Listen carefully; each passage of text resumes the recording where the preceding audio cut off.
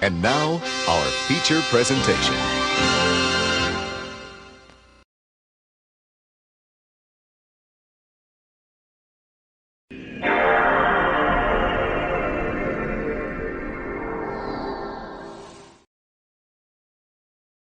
Alrighty, boysies, how yous doing? How yous doing this fine day? Welcome to live from the dusty old Manlin Home Video Store. That's right, boys, we're digging back into X-Men Legends 2, Rise of Apocalypse. So last time, what did we do on Rise of Apocalypse? Ah, that's loud. So last time on Apocalypse, we ended up joining up with the Brotherhood to take on the forces of Apocalypse. We've ended up in Genosha, which is Magneto's like state where, you know, Magneto's like sovereign nation where mutants are welcome. That's been under attack by I was nearly say Colossus, Apocalypse's forces. We fought fucking some cunt called Grizzly, and we fought a guy called Zealot who was actually trying to overthrow Magneto. And we're now underground in the Brood's lair.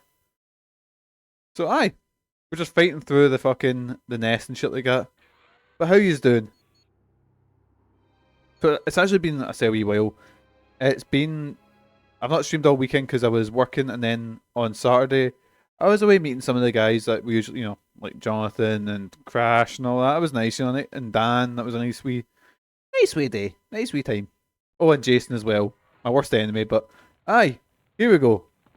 We've got who have we got? We've got Jean Grey here. We've got Wolverine, I will comply. Colossus, and my main man, Toad. Again, the roster's gonna be a bit fluid. If you know what I mean, there's gonna be quite a bit of moving around.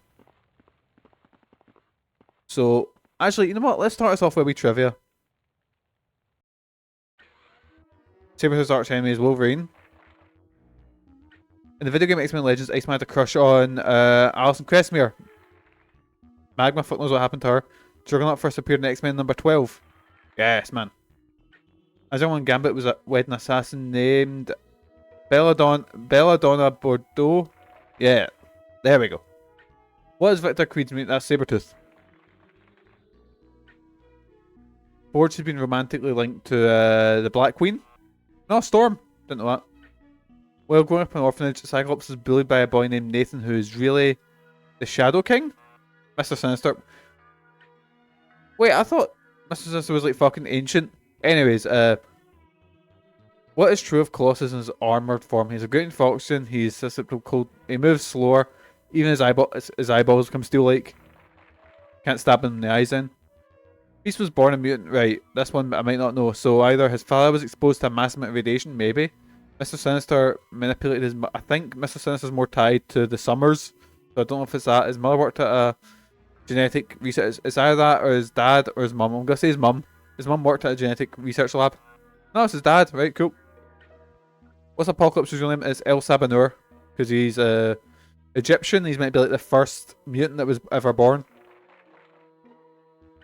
Before joining the X-Men, Angel was a crime fighter who worked under the name of... Right, so... I'm thinking, when would they have came up with this? Would this lore have appeared in like fucking the 60s or whatever? Stan Lee does its Harbinger sounds like a fucking like a 90s Todd McFarlane type. Seraph, don't think so. It'll be either Guardian or Avenging. I'm thinking Guardian Angel. No, it's Avenging Angel. Abyss is able to pull enemies into alternate dimensional cavity in his chest. Well, in this game, because Abyss is one of the Horseman of Apocalypse, but there's actually multiple characters called Abyss in Marvel, so yeah, he's able to pull enemies into a pocket dimension in his chest. Right, so Blink's real name is... I wouldn't be able to tell you Blink's real name off the top of my head, but I know it's not Emma Frost, it's not Kitty Pryde, and it's not Jubilee, so I guess it's Clarice Ferguson. Also, kind of gutted that Jubilee's not in this. Jubilee was like... I really like Jubilee, she's really cool. At this point, would she have just become a vampire at this point in about 05? I want to say, what's Lorna Dane's X-Men code name? Lorna Dane is... It's not Jubilee. Her name's Jubilation Lee. Wolfsbane's a Scottish name. I can't remember her real name. Dazzler. Is it Dazzler? No, I don't think it's Dazzler. I think it's Polaris, because Lorna Dane... Yeah. Yes, Polaris. Blob is originally from... Oh, fuck. Here we go. This one's a guess. I'm going to say Illinois. No, he's from Texas. Grizzly originally worked for this. Is it a 6-pack? Is that the 6-pack or Generation X? I'm going to say 6-pack. Yeah, I was right. It's like Cable's team or whatever. Why does Lady Deathstrike hate Wolverine? Right, so they've been married many years ago. I think they were in a relationship. I don't know if they're married. He left her for dead. Nope, didn't do that. Wolverine killed her brother. I don't know. I can't remember a character called it Mr. Deathstrike or something. I mean, it's probably a thing, but yeah, I think it's because her father worked on Adamantium and Wolverine killed him when he was in his mad sort of rage when he was escaping from the Weapon X facility. Shanks, yeah, I'm gonna say that, stole her father's work on Adamantium, and then she became a really cool cyborg to try and like copy that. Quicksilver's mutant power is super speed. What's Polaris she uses magnetic manipulation. Blink's protector is Sabretooth. Which X-Man saved Polaris from Mesmero? Havoc, because Havoc and Polaris have been a couple in comics for years, I think. No, it was Iceman. Didn't know that. Before joining the Brotherhood, Blob worked at a traveling circus, because there's a really cool issue where the first time you ever see Blob, I think it's Cyclops has left the X-Men for a bit, because they're and then they go and then he sees Blob at a traveling circus. What colour of hair? She has green hair. Quicksilver and his sister were raised by... Right, so... I think it's either gypsies or... I think it's gypsies. Yeah, I was right. Because Magneto sometimes is the dad and sometimes isn't. It depends on who's writing Marvel at the time. What secret project did Wolverine and Sabretooth belong to? Weapon X? Oh. Team X. They were... Right, so Team X was the group that... I can't remember who it was exactly, but that's what they worked for before Weapon X became a thing. But I'm gonna say Weapon X. Yeah. Cable, Domino, Grizzly, George Washington, Bridge, Hammer, and Kane. They make a 6-pack. That sounds like the worst group I've ever heard. I hate Cable. Domino's alright. Domino's pretty cool and is it X-Force, Sex and Violence? That's a really cool run. Blink is able to teleport as far away as the moon. Yeah, they mentioned that she can go to the dark side of the moon. And they laughed at Nightcrawler. Zealot is the bitter enemy of Magneto. Quicksilver's real name is Pietro Maximoff. Sabretooth made his debut in which Marvel comic book? Right. This one, I think it's Iron Fist. I don't think it was X-Men. I don't think it was Iron Man or Spider-Man. I think it's Iron Fist. Yeah, would you look at that? Yes, man. Jean's psychic powers awoke when it was her friend was hit by a car. I remember that because Alex Ross done I can't remember what the issue was called. I got it in some big sort of Jean Grey collected edition. Because Marvel used to these books where it was like a tenner a month, and basically it was like you'd get a selection of stories for each character. So it'd be like one would be Spider-Man, it'd be like say Spider-Man 1, or sorry, Amazing Fantasy 15, and then a couple of like a wee storyline in it, you know. You get like an origin comic and that like that explains everything, and then you know a wee storyline, and then a one-off issue. Pretty good. The Jean Grey one had an amazing book written by, not written, but drawn by Alex Ross. So I'm gonna say our friend was hit by a car. Yeah. Juggernaut frequently partners with which of the fault? It's not Sebastian Shaw. He's the leader of the Hellfire Club. I had no clue who Madison Jeffries is. Sean Cassidy is Banshee, but it's Black Tom Cassidy. We had a pretty good run with Deadpool very early on, I think. Who did Sabretooth have a son with? Oh, right. Sabretooth had a son with Mystique, I believe. Yeah, it was Grayson Creed. He became like this mutant-hating sort of advocate. Not advocate, it's mutant-hating politician, I think. Her name is... Lady Deathstrike's real name is Yuriko Oyama. Who are the children of Magneto? It's Magma and Deadpool. Nah, it's Scarlet Witch and Quicksilver. Again, sometimes. Which Marvel Heroes comic did Mystique first appear in 1978? So, it's between Doctor Strange and Miss Marvel, because I don't think Magneto and Rogue had their own issue, especially in 78. I don't think either of them had a solo comic. I'm guessing Miss Marvel. Yeah, it sounds right. Lady Deathstrike's father developed a process for bonding adamantium to bone. Right, we'll do 2 more, okay? After this. Abyss works for Apocalypse. Don't give me a good one to end it on. Where's Genosha located? The Bermuda Triangle. Nope, it's in the Indian Ocean. And he went to Oxford. There we go. We'll call it there. Because I will literally be here all day. Oh, what's Professor X wanting? I realize it's been a struggle getting into Genosha, but the stakes are suddenly much higher than any of us could have guessed. Cut to the chase, Xavier.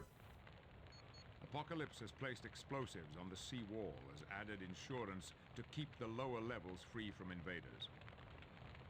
So I was getting the audio right, just in case it's a bit quiet.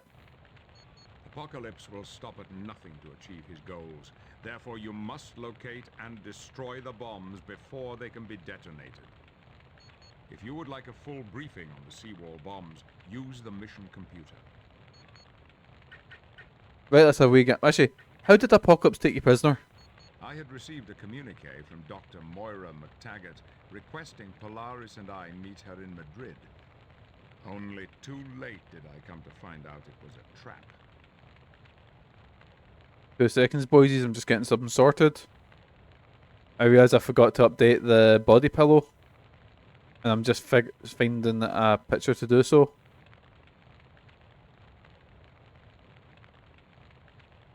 Try to find a character who will actually pop up in the...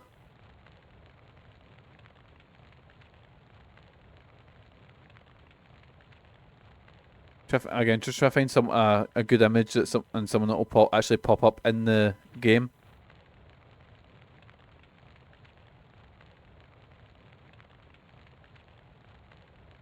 Oh, anyway, fuck it. Right, any idea why Apocalypse wanted you?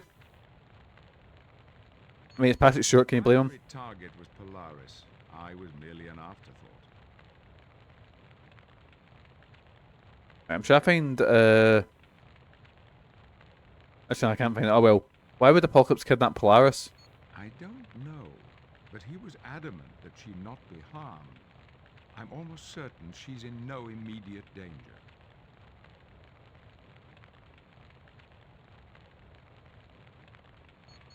Right, there we go. Goodbye, Xavier. Come back anytime. What I'll do is I'll do a mission briefing. And while that's on, Which mission briefing would you like? I'll have a wee look through some images to try and get a new body pillow up. The seawall bombs.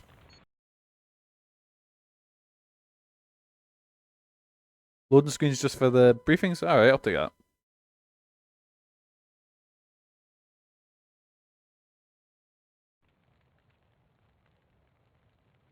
You did well, battling your way through the Circe tunnels and defeating Zealot. But now, a much Zealot? bigger I thought it was Zealot. challenge awaits us. The X-Men survived the worst you've thrown at us, so it's not like Apocalypse is gonna slow us down. Hey, Bobby. Bobby. Shut your yap. Huh. Big and dumb. Ooh, what an unusual combination. So you must be looking to die, huh? Yeah, like that's gonna happen at the hands of some bulked up steroid freak like you. Do not trouble yourself, comrade. Allow me to deal with this Cossack. Lads, come on, we're working together. Welcome to try, comrade. Heck, Snowboy here's even welcome to join in. Gentlemen, this is not the time or place for your childish outbursts. But he started it. Look, why do you always... Robert, be quiet. He started it. As I was saying, a much bigger challenge awaits us. Apocalypse has placed several bombs on the lower seawall of Genosha. Should we attempt to retake the city, he would detonate them. Father, all of Genosha would flood. Thousands would drown. I think that's got to watch out for it. Why, we must be cautious. A team is needed to remove the charges before we venture further into Genosha. Let us proceed immediately. Anyway, boys, so last time, like, me and Michael were just sort of talking, and he mentioned, like, who's some of my least, like, I can't remember if it was me or him that mentioned, like, who's some of the worst X-Men. Right. And I may have found the one, so I was looking online and I was just sort of coming back, and this one is pretty widely hated as the worst, and I can see why. So, this character right here is Lifeguard. So Lifeguard's gimmick is, well, they worked as a lifeguard, and then their mutant ability kicked in, so they joined the X-Men. Their ability is that they can sense whenever human life is in danger, and then actively transform or change themselves to fix or to save them. So, like, say there's a building falling on top of them, they'll then suddenly grow strong enough to hold the building up. Or if someone's falling out of a plane, they'll suddenly grow wings and be able to carry them. I hate that. Because the fun of like X-Men's really really cool because you'll have characters with weird abilities that can all work together in interesting ways. Like for example, say they're fighting a giant armored robot. So like say they're fighting a Sentinel. Cyclops will blast the Sentinel's shielding off, and then say I'm trying to think for example, Wolverine and Colossus. Colossus big strong guy, Wolverine little fucking well Wolverine can do the fast bubble special with Wolverine into its like circuits and shit like that, or like. It's all about sort of them working together with weird gimmicky bit powers and stuff. But when you've got someone who is literally a walking MacGuffin, yeah, shite. There's a reason I'm pretty sure Lifeguard disappeared after like the first wee while. There was a bit in the early 2000s where X-Men were so determined to introduce a bunch of new characters, and yeah, I don't think any of them really worked out apart from. Well, actually, no, so like they added in like I remember I read what run was that? It was the one with Zorn, which Zorn was kind of interesting, but then it ends up right. Zorn had this weird. It was like psychic abilities, but they had like a robot head, and it was really strange. And it ends up it was Magneto all along. It was really really strange. Right. I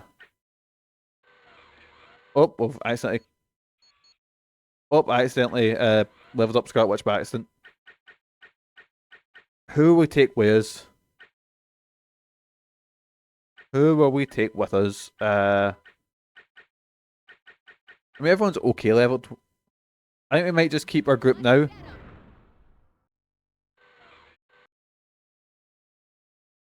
Actually, you know what I'm going to do? Just so I can add a bit more flair to the group.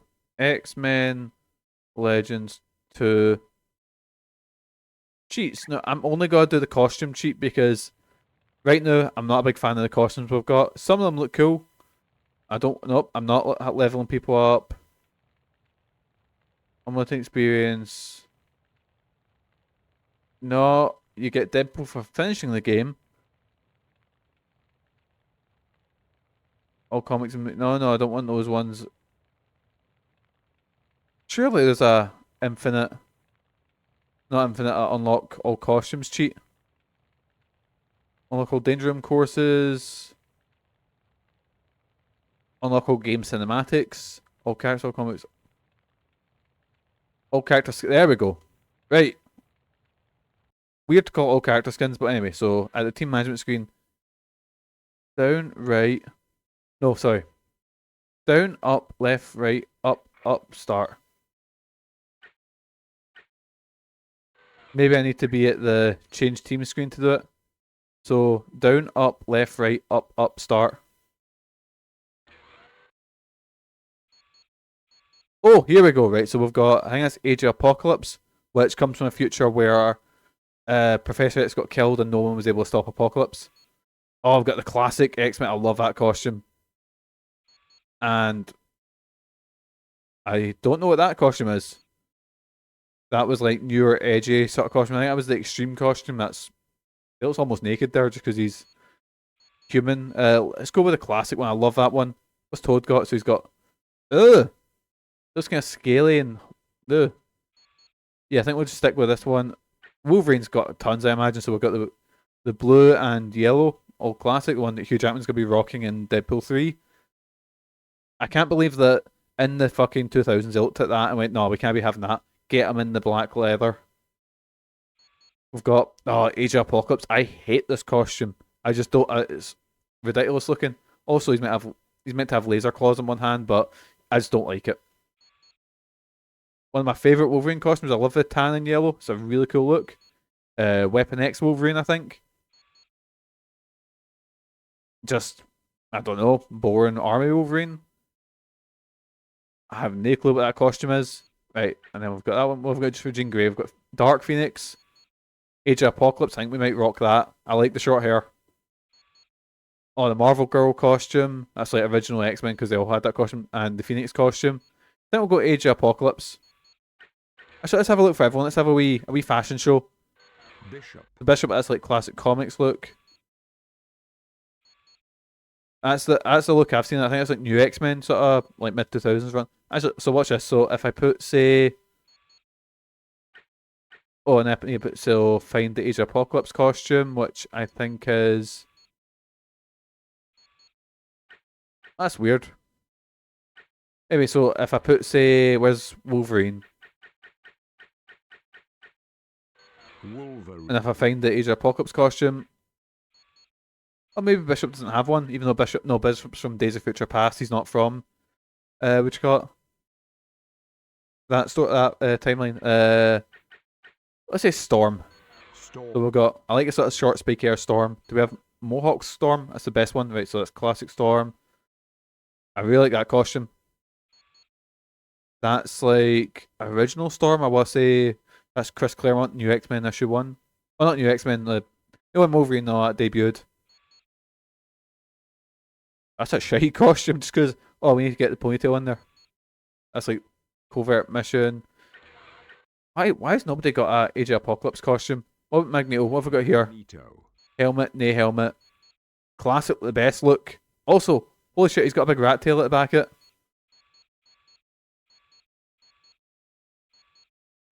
Age of Apocalypse. There we go, I knew it was happening.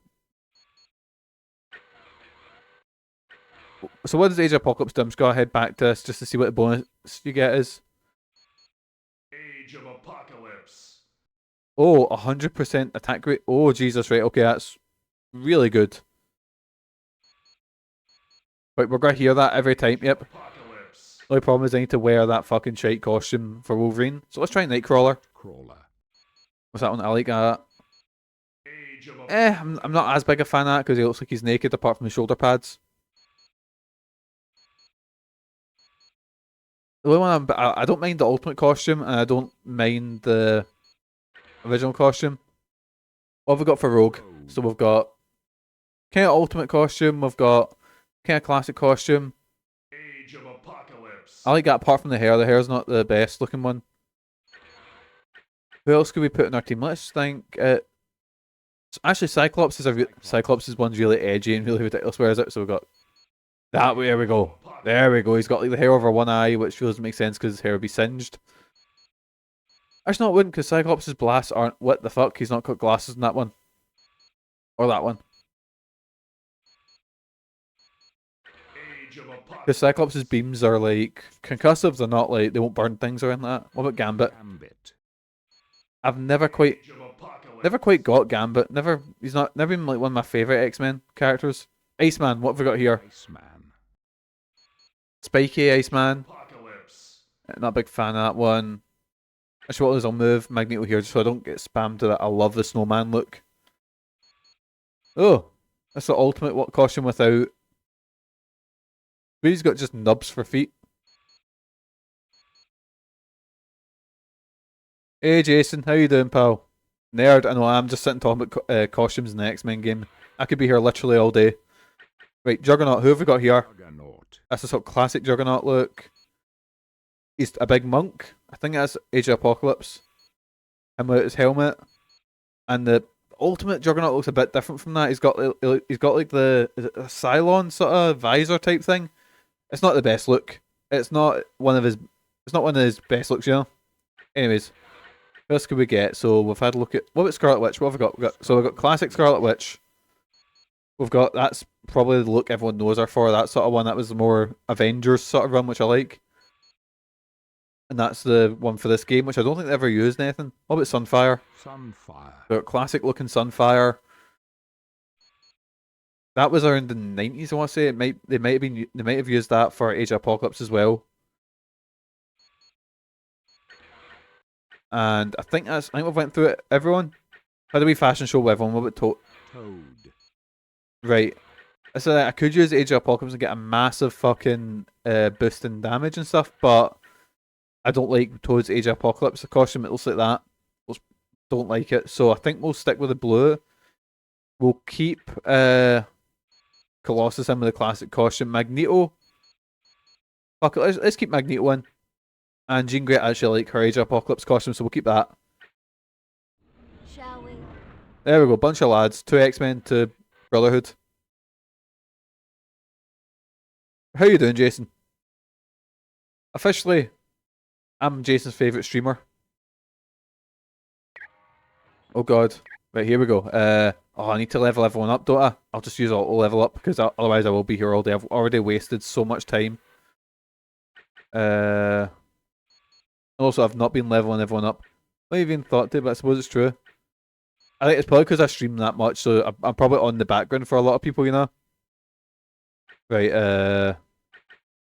get a belt on you, bands, and uncanny get energy damage. I guess Magneto would use energy damage. Anyways, level up all your stuff. Just fucking notice you put. Oh, for fuck.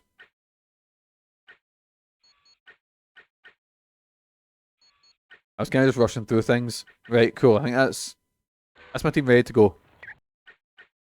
And we'll save just because I can't be bothered going through all that shit again.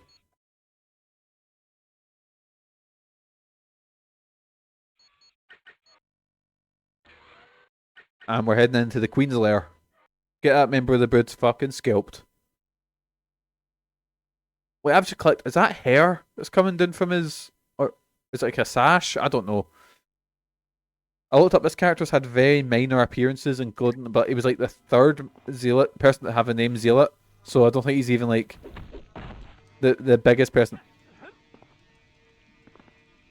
Got a big jar. Big Jar Jar, you're on there.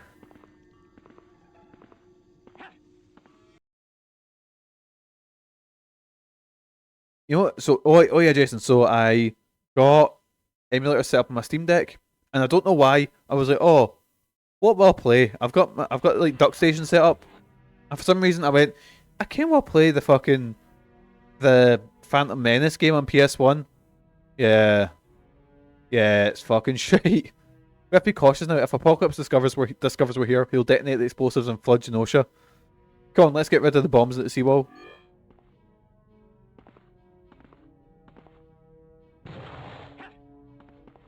Oh, who's this? Thank heavens you're here. I'm the pilot of this dirigible, and I've loaded it with escaped prisoners from Genosha. The only problem is I can't get it free from the moorings. If you go ahead and finish prepping your ship, we'll release the moorings for you. Thanks. How you doing, Kieran? Once you're done here, there are many more prisoners still in their cells. Could you free them? Sure, we can do that. Okay, I need to ask. Wait, actually, Jason as well. Have you tried the new Call of Duty map? Wait, what? Did I just knock the fuck out of these? How is it? Because the biggest problem I've had with all these Call of Duty maps that aren't Verdansk is that they're not very varied. I liked Rebirth Island. I liked, what was the... I played it on Zombies, but no Warzone yet. Oh, is it the same? I guess you need to save money somewhere, you know? I've only played a handful of games, don't have a feel for it yet. See, as long as it's varied and has like enough different locales, it's cool. Yeah, I'll play these later on, yeah. I've actually got it finishing up its download now, just in the background. Because I was like, oh, I put it on this morning when I put it on Fraser and stuff like that. And I thought, oh, it'll be done in no time. And fuck me. Oh, that's a lot to download. I had to delete fucking, oh, get him tongued. Yes, you will, Jason. Don't know what you're talking about.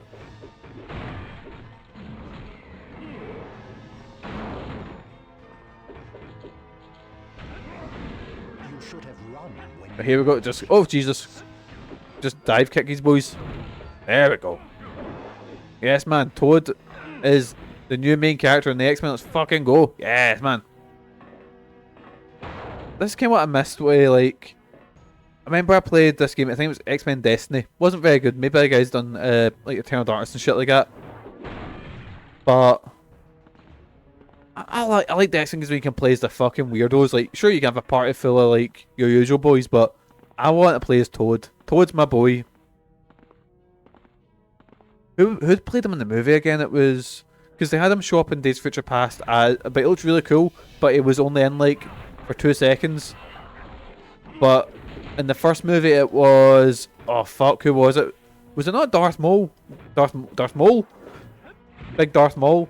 I can't remember the actor's name. Is it Ray Park? Not Ray Park, he's one of the fucking cunts from South Park. Right. Like I could live that. I fucking sound like my ma talking about, like, Star Wars movies she's seen, trying to explain it to me. That does it. The ship is free to leave. We'll be taking off as soon as I get the engines warmed up. What have I done? Good luck to you. Right. Ray Park isn't he one of the South Park boys? Who's he? Is he know that YouTuber? No, fuck, no, never mind. I'm getting very confused here. That's fucking... I'm thinking of Ray William Johnson. And Trey Parker's the South... Trey Parker's the South Park boy. Cool. And Ray Park is Darth Maul, I think. He also turned up in King of Fighters, the movie, and it's fucking shite. See, as far as video game, I know I've jumped all over the place with a conversation here, but see, going by video game sort of adaptations, I think King of Fighters might be the worst, or one of the worst. So Apocalypse would stoop to even tearing down statues of me. I'd not thought him to be that petty of a tyrant.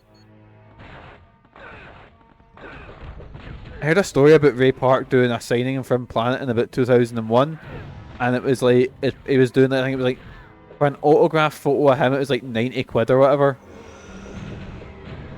But then again, I guess it was just after Star Wars. I imagine his price went down a little bit. So I don't think he's even the one playing Darth Maul now. Was it not your man, fucking, what's his name? Oh, who played him in, get back here, you prick.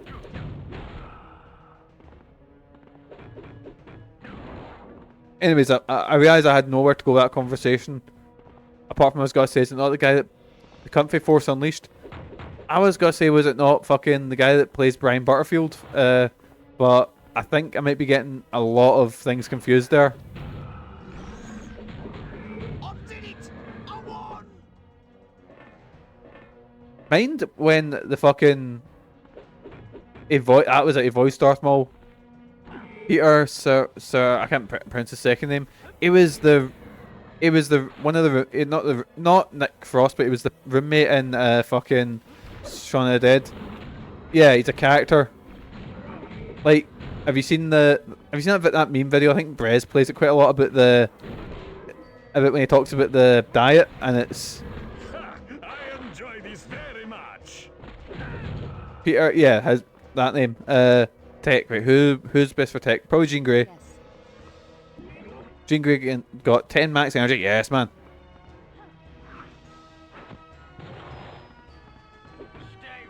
Anyways, we've been all over the place in conversation, boysies.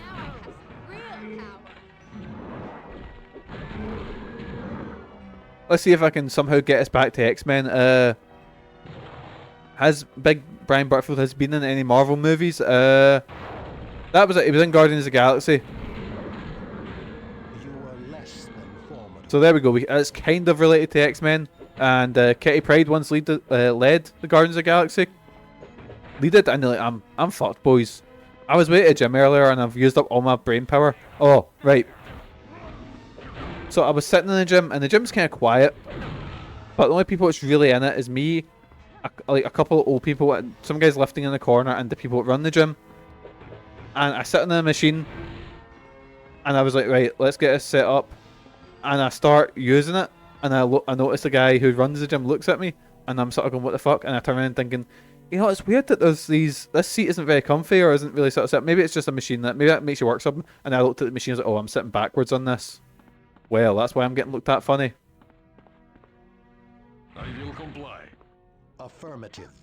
And then, like, I was on this machine, and because my arm, I'm doing like the lightest possible weights and working my way up slowly. And this wee old lady, who must be at least about maybe late 60s or something, just put on a lot more weight than me and just started banging out sets. I was like, fucking, this is embarrassing. Oh, look, it is. Hey, what's an X-Man doing here? Helping to save Genosha. What are you doing pressed against that wall, Blob? I was making a break for it when this bomb went off. I knew there wasn't enough time to run, so I decided I better hold this wall together. Fuck me, big leads in this game. What are you laughing about? Just kind of funny being the only thing saving Genosha from drowning in seawater is your backside. Ha ha, very funny, Cupcake. But why don't you shut up and defuse the other bombs before they go off and kill us all? You know, in Deadpool 2, it was originally meant to be Blob that was the bad guy, not Juggernaut. But they changed it almost at the last minute. I don't like Blob much as a character. Imagine getting shagged by Blob. It wouldn't be a pleasant experience. I'm even stronger than before. Like, I like my weird X-Men, but not a fan of Blob. Especially because a lot of his portrayals in, like, later ones are, haha, look at this fat person. That's basically his portrayals in, like, some other X-Men media. Especially in the early 2000s, it's, yeah. Because it's weird, his powers that he can gain and, like, lose mass at, like, a mental rate. It's a really strange power that I don't... like, you could do really cool things with it. Like, it can alter his gravitational field and stuff like that. But a lot of his stuff is just sort of... he's just a comedy character, you know?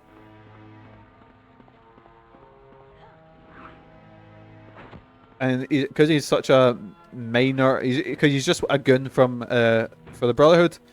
Like, they've not really told any cool or interesting stories with him, so apart from, you know... Anyways... mind when Wolverine fights him in fucking Wolverine Origins. What a state of a movie that is. I don't know what's a... Powers grow in strength. I don't know what's the worst X-Men movie, but that's definitely up there. I'm gonna do like a tier list of like the X-Men movies because fuck me, I don't think I've seen a series of movies which has such high highs with Logan and X2 and such fucking lows as Wolverine Origins and fucking Dark Phoenix. This thing I will say, at least Wolverine Origins is not boring. It's a movie I could, for some reason, I can imagine Kieran turning around saying it's actually amazing, like fucking Saw 3D levels of like love, you know. Error, support girder control malfunction. Activator circuit defective, replacement needed. Right, oh wait, I can use... I've rather watched Wolverine Origins than any Deadpool film. I like Deadpool 1. I think Deadpool 1 was really fucking cool. It felt really cool to like a small, not a small budget, but it felt like a small scale thing, you know? That's better. Who'd have thunk an X-Men would be helping me? Yeah, it's a strange time for all of us. Well, looks like we're gonna have to work together again, 'cause we got company. Like, I think Deadpool 1 was really cool because it was like very smaller scale, smaller budget almost, you know, and I don't think I was quite sick of Deadpool as a character yet. Now I'm fucking sick of him. Okay. And Deadpool 2 was like, it was like, I'm not saying it was cute when you first did the sort of, you know, fourth wall breaking humor, but at this point, by the time Deadpool 3 comes out, it's gonna be dog shit. It's gonna be so bad. Like, I'll watch Deadpool 3, but I'm ready for absolute dog shit. Deadpool 2 I thought was fine. Like,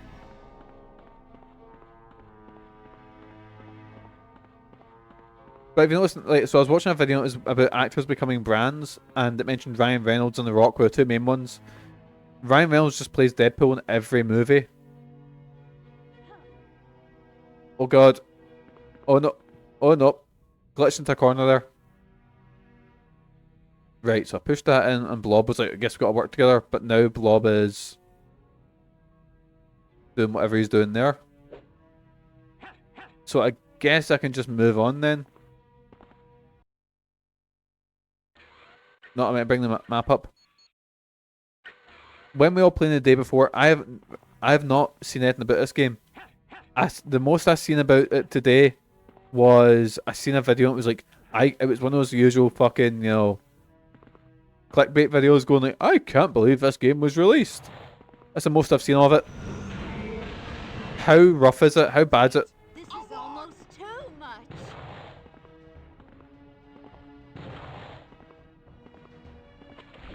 I posted a video of it on Discord the other day. Fucking hold on. It was a belter. I'll chuck it in mine because I love good shiters. And really one of us has got to play it. Can't let a fucking diamond like this go. Well, the devs have now said they're shut. Oh, fucking hell. The game's literally just came out, hasn't it? And they're shutting it down. Oof. It's gonna be a record. What's the security console here? Door's locked. Luckily, Brotherhood installed security codes to open it.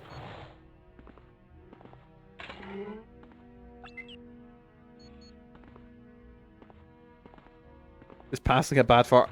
I think there's a Walking Dead game that just came out. I can't remember what it's on. I think it's on mobile or whatever, called Walking Dead Betrayal. No, it was an NFT game. That was it. So it's literally got released in August and it's shutting down November. Well, it shut down in November, which I find fucking insane. That I know NFT game shit, obviously, you know, but fucking the amount of money people must have put into that, and it's just getting shut down already. Oof.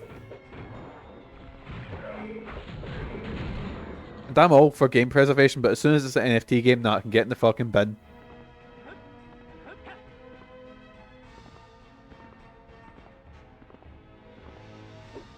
Right, I can't batter that door down. Cool, because there's no place there. Cool. So what is the day before? Sell it to me, boys. Give me a wee rundown.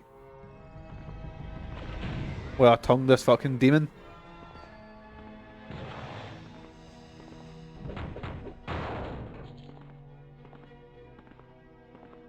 I'm gonna guess sort of survival game. Multiplayer online, maybe? Like a DayZ type thing, but less interesting. Because honestly, as soon as I see the word survival introduced into a game, it's like lights just turn it no interested.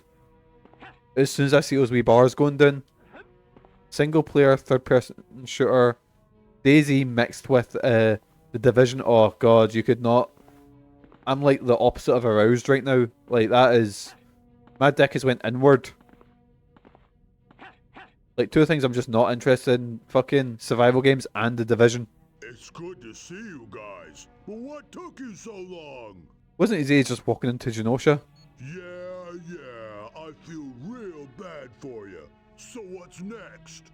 Blink can teleport you to the Sanctuary, and then Xavier can explain the situation to you. Oh, Xavier, he creeps me out. Feels like he's always reading my mind. Blink, would you teleport Blob? Sure thing. Here we go, Blob. I'll chuck a video on after the stream, and I'll maybe see if we can get a game of it. You have to buy... Oh, Lady Deathstrike! Right, boys, do you want a... Completely... Honestly, I fancied the fuck out of Lady Deathstrike when I was a kid. It's full fucking hell. Fuck that shit then. Xavier, we're at living quarters. Very good. As you can see, the area has become a prison. You may want to return to the sanctuary and speak with Blink. I believe she has information you would find useful. If you decide to continue on, please try to... We head off now, boys. I'll be on about 8 for our shoots. Oh yeah, I'll be on around that time as well. I wouldn't, as if I wouldn't have done it that way. Right, here we go. Let's save some prisoners.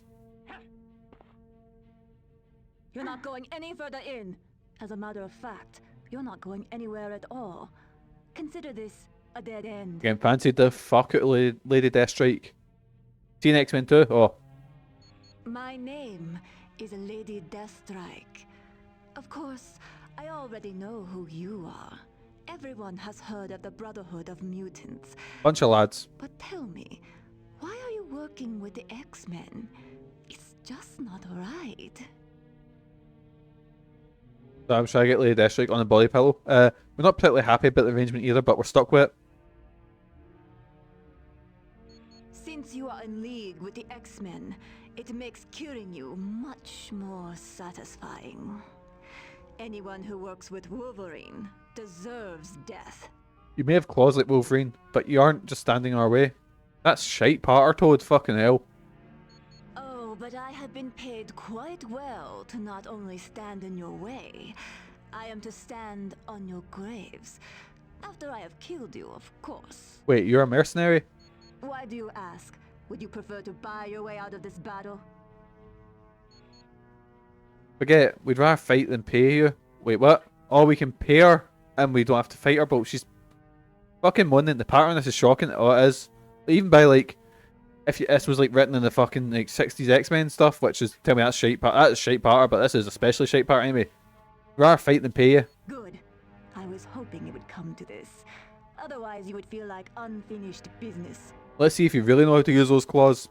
Come a little closer, and I'll show you just how well I use my claws.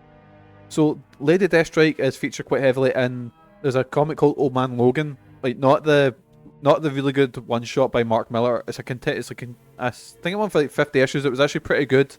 It was about Old Man Logan and sort of in the mainstream Marvel universe. But there's a whole bit with Lady Deathstrike and the Reavers. And the Reavers are like these cyborgs that she works for. Because she's not actually got adamantium on her bones. She's just became a big like, cyborg horror thing. And the amount of cool body horror in that run is so fucking cool. Is so good. Anyway, let's skip. Can Magneto just rip her apart, basically? Oh, and she's off. Don't know where she's going. Right, Toad, on you go. Oh, she's healing. None of that now. And look at her, Naruto running away.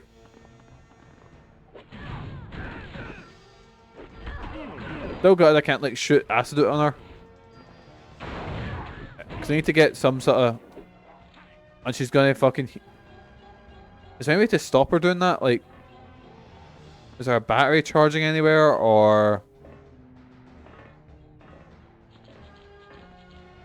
I'm just seeing if there's like something I can destroy that will stop. Maybe this? Because maybe she's charging up from those tanks, I'm not quite sure. Anyways, get her tongued. Yes, man.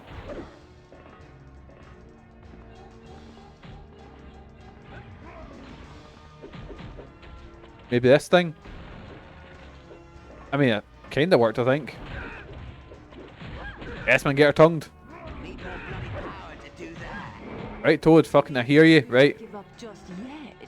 Wait, no, that doesn't work. Do I just have to damage her out of it? Levitating slobber. Boggin. Right, just hop up here. Right, so I think if I just hit her, it brings out the animation for healing. Cool. I remember, I think one of the best looks Lady Deathstrike ever had. Oh! Getting me raid from Monica. Hey Monica, how you doing? Never mind me, I just tongued Lady Deathstrike to death.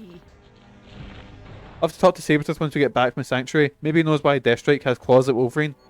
We know why. Because... Hey Monica, thank you for the raid. How was it a puppet show? Was that the sort of mystery game we were playing? How was that going? How'd that go? I can't talk English right now. My brain's fried. Because I was the other game I'm playing right now, I've got Police Notes to also play through, but my brain's too fucked to play. Because in Police Notes I'm going to be reading a lot of shit. That'll be at 12 o'clock tomorrow. So there's going to be a lot of me reading, a lot of trying to keep up with subtitles. Oh, it's going to be hard. Can I get the fucking... Can I get these fucking currency? Fuck right. Fuck that. We need a new X-Men game. I know they've announced a Wolverine one, but the X-Men's got such a weird and rich roster that you could really do something real interesting. Should be a Haunted Hotel, but it's broken beyond belief. This is Plan B. Lovely game so far, and I still suck at puzzles. Oh, it's okay. I'm terrible at them. I remember me playing fucking Professor Layton. Literally spend 20 minutes sitting looking at the screen, barely talking, just because I couldn't figure something out. But I like me puzzle games. I need to play one now. I've not played one in a while. I think the last one I played was the Professor Layton. Was it Professor Layton and the Lost Spectre or Last Spectre? Right. Toad isn't like, fucking Jesus Christ. Magneto's leveled up a lot. Port into focus. And what's this? Magnetic shell. Performs a magnetic shell around victims, inflicting damage and holding them in place. Oh. What's supremacy? Magneto's dominating presence and experience makes the entire party better in combat, increasing the level of all assigned skills to improve. Oh, that sounds really good. And we'll get leadership because that gives that puts everyone's damage up. Big Colossus. I guess I'll just auto level up for all you guys. There we go, everyone's leveled up. Right, so we're looking to set some prisoners free. What's growling at me? What the fuck? A giant hound? Oh, I mean, it's okay, I just roundhouse kicked it to death. small lurk to sort dinner, but I'll be right back. Oh, what are you having for dinner? Right, just keep doing flips. We're good.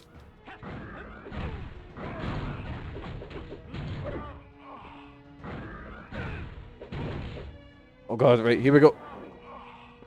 You know, I've started trying to get back into reading like modern X-Men comics. I'm not like, I wasn't big on like the Dawn of X and stuff like that. I know it's not been set in a school for ages, but I just prefer the sort of X-Men run that's in a school, you know. They're getting away. Right, let's just set these people free. Hey pal, how you doing? Oh, thank you. They were gonna start testing on me next. Pierogi and cold and cucumber soup. Ooh. Is pierogi not a beer? Magneto would never let us down. I might be very wrong there. There's some lab notes by Mr. Sinister. Let's listen to them. Apocalypse is becoming quite adamant that I find at least one successful test subject soon. But given the current lack of success, I don't hold much hope. Which is a pity, since Apocalypse doesn't take kindly to bad news. I fucking love Mr. Sinister. You know, right, so Mr. Sinister was always brought in as a maybe for the X-Men movies. They suggested that he was going to be in, I think it was after Apocalypse, and then in the New Mutants they suggested, I think John Hamm was set to play him at one point. Because I think he was going to be in Logan, but he decided just to make it, like, I can't remember who plays him, just a doctor, you know, because Logan was very grounded, and they thought having the big fucking guy with white skin and, like, red eyes and shit would be a bit out of place, you know. I remember there's an episode, I think it's one of the last episodes of the X-Men animated series, which I really liked, and it's an episode about Sinister's origins, and basically he is this guy called Nathaniel Essex from, who was friends with Charles Darwin, and in this episode of the X-Men animated series, Charles Darwin is the main character, and it's all about Darwin looking into evolution and stuff, and then Sinister's looking into, oh there he is. Old friends, I must say, this is indeed a surprise. I would have thought the pairing of the Brotherhood and the X-Men teams would have been a complete disaster. Mr. Sinister, what are you doing here? Gathering up my lab notes before I bid this god-forsaken island goodbye. You were experimenting on the mutants here in Genosha? Yes. Unfortunately, it's nothing too radical. Just looking for a few mutants with very special characteristics. Something Polaris fit quite nicely. Oh no. So I'm just trying. So there's a run of the X-Men, well, the Ultimate X-Men, and Ultimate X-Men has a lot of stuff that doesn't quite work, and some stuff that I do actually like, but I wasn't a big fan of what they done with Mr. Sinister, because Mr. Sinister, they change him quite a lot. They make him just this, like, this guy who can hear voices and stuff. He's not a doctor, he's not from the Victorian era, and he just has found the secret to immortality. He's just this, anyway, but this was a bit I always remember, where he attacks the X-Mansion, like ties up some of the X-Men stuff, and he walks up to Professor X and says, he's like, where are you taking me? To you, the one true enemy of the great Charles Xavier. Right? Do I take a guess what Professor Xavier's one true enemy is? His greatest enemy? Stairs, as he throws Professor X down the stairs. Oh.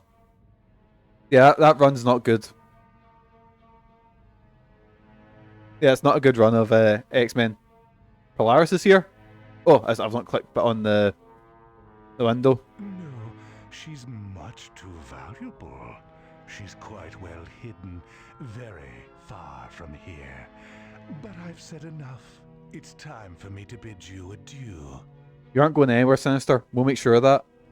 Ah, yes. You might be able to slow me down, but I doubt you'd let my test subjects here die to do it. Until we meet again? Sinister set off a trap. We have to act quickly to save these Genoshans. Where are you going? That's the thing. I like that we're doing this because of course Magneto would try and save everyone and try and help everyone because you know they're mutant kind and Genoshans and shit like that. Because Magneto is meant to be like don't get me wrong, he tries to murder humans all the time, but if you're a mutant, try to save you.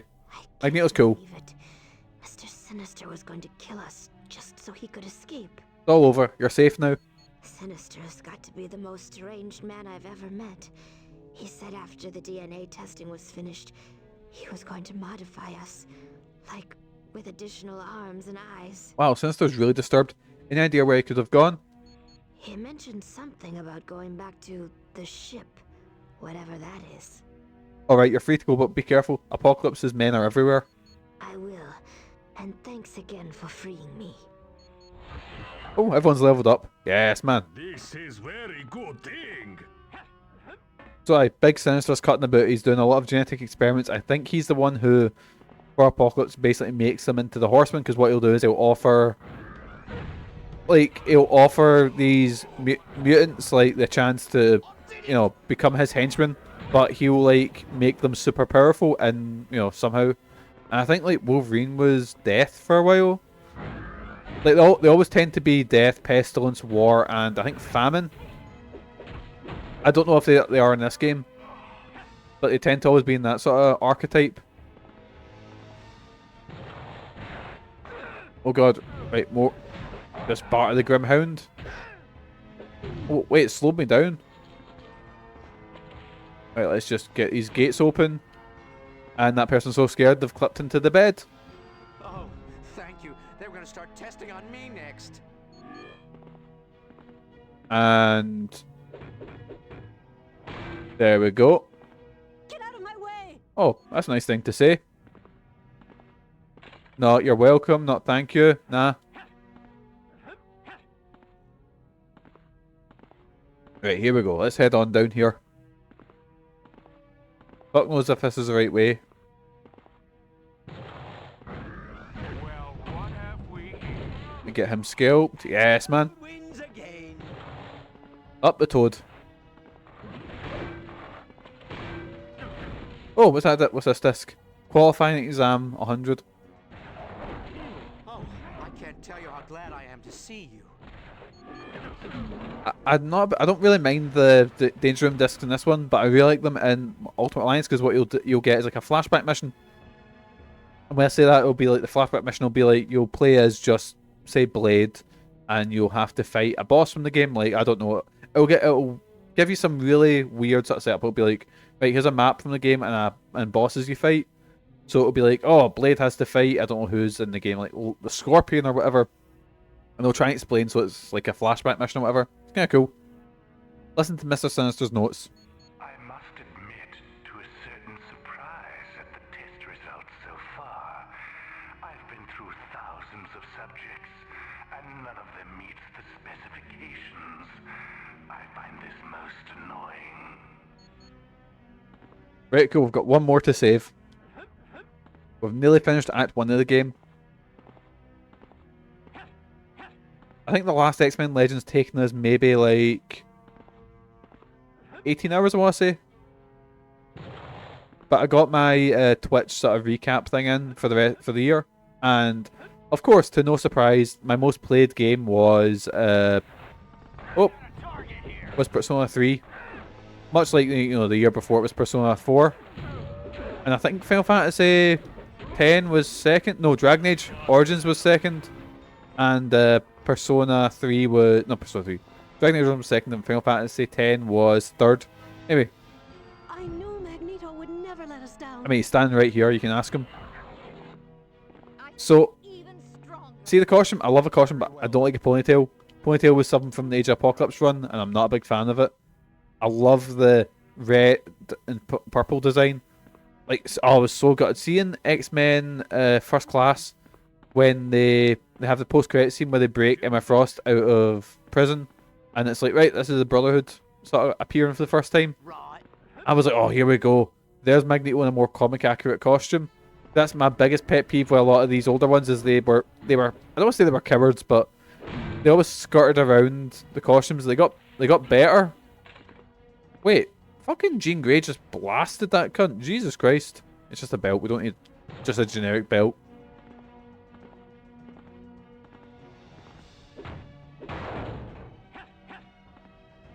So as these games go on, they become less RPG and just more action game. Oh, your partner made dinner. Oh. I started onto the Grand Hall. Who are we fighting in the Grand Hall? We've fought Lady Deathstrike so far, so I wonder if we have any other bosses popping up. Surely there must be one for the big sort of...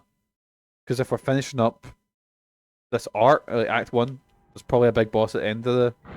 Where are you going? No, your strong cats can grab and throw certain enemies. Use square to throw. Cool. But nice. I think me and Megan are cooking... I'm not sure what we've got. We went to a big shop today, so we've got a lot of different options. But we'll see how tired Megan is after... Door's jammed. I wonder if we can find a way to get through if we follow the cable on the floor. So if like she's tired from work, I'll just make something quick. But we can both work together and make some big dinner if she wants. We'll see. Play it by ear. Can't get through this, but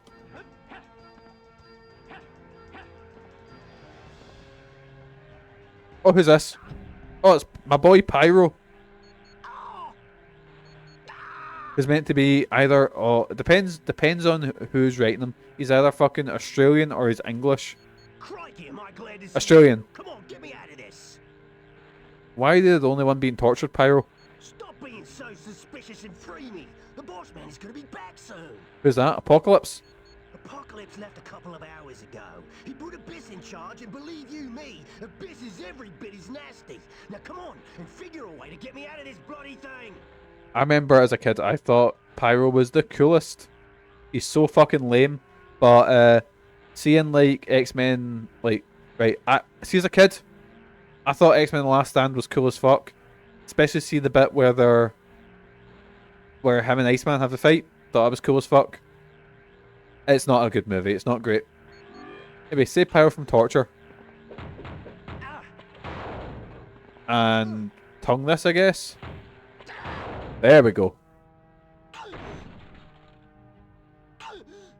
Oh, it's a bunch of lads that are coming to break us up. Oh, that was getting to be a royal pain in the backside. Thanks for cutting me loose, mate. No problem. Speaking of pains, we're working with the X-Men. They're helping us save Genosha. You gotta be kidding me. Us working with the X-Gits? You're lying. No, I'm not. It's the honest truth. I don't believe you. Okay, maybe I was kinda working for Apocalypse after he took over. Kind of working for him. Yeah, but I got tired of his constant yammering on about survival of the fittest. So I swiped some tech bits from his vault and I made a dash for it. Dash. And then you were caught. Yeah, it kinda played out like that. But now I'm back with the Brotherhood 110%. And I'm here to stay. I don't know if I'd be saying that when Magneto's standing right behind me. He'll fuck you up. Thanks, Pyro. Anytime, my friend. Anytime. Right, where are those lads at? Here we go.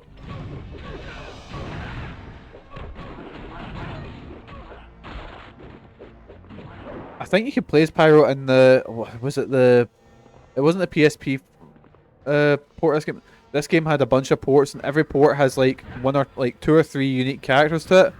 So I was stuck for a while going like, fuck, what version of the game did I play? But I've decided to go with the PS2 version.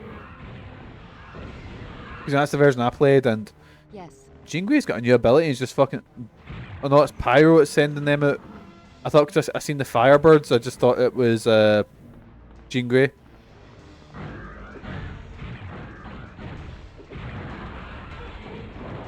Oh, she can like use telekinesis and shit. I can throw them. I can throw the characters into each other. This is incredible. Oh, Toad's having a time, boys. Oh shit! Right. Oh, right, did you eat him away because he's draining our energy? I got a new item there, which I'll check afterwards because right now it's just a big melee. There we go. What's through here? Can't go in there. I imagine a boss fight's coming up. Usually if there's a big room in it. You right, Toad?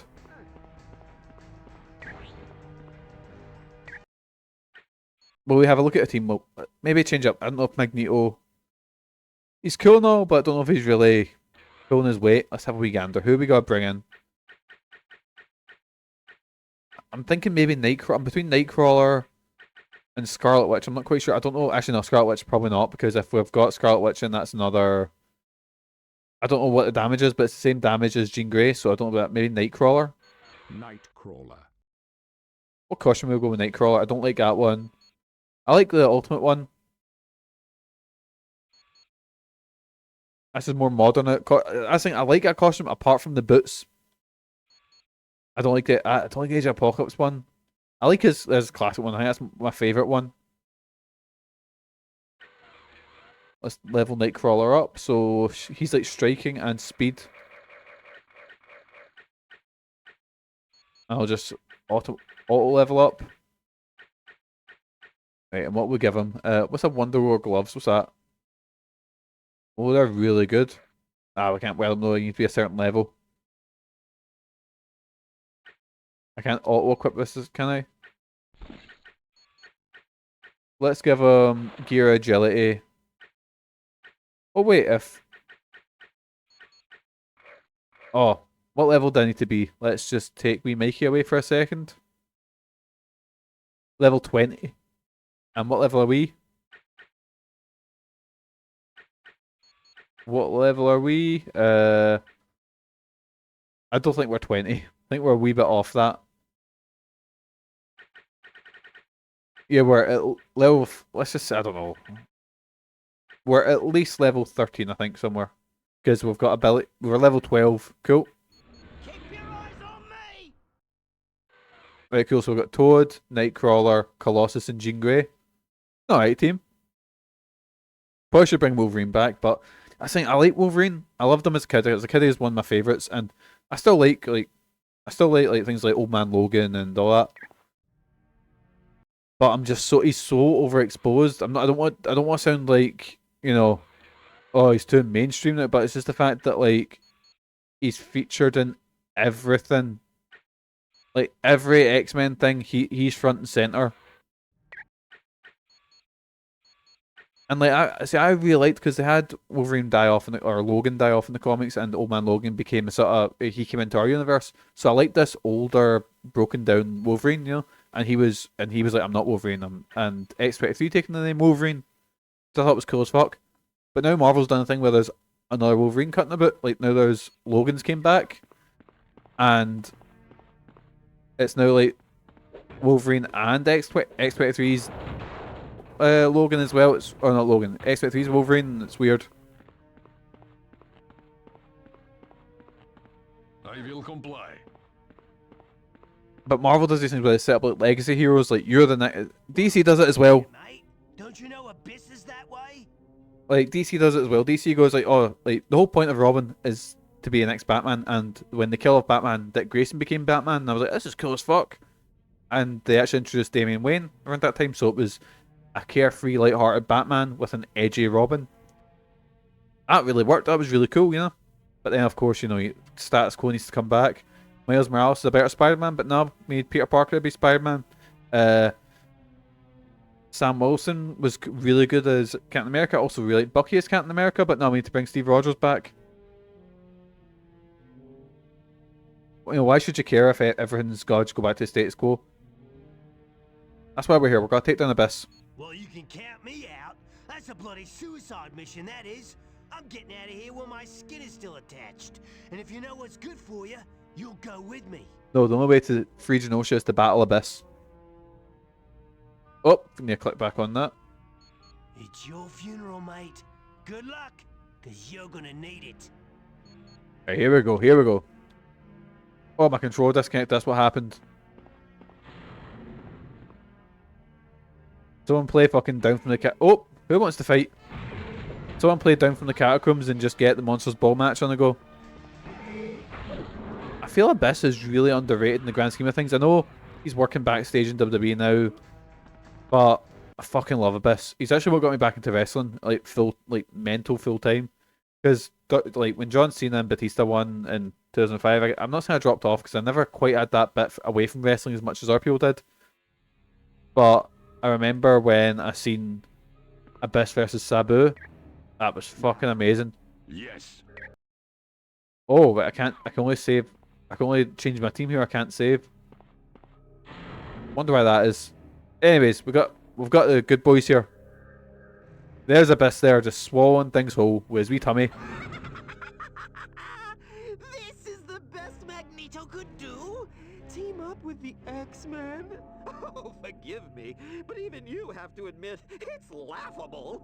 I know that voice.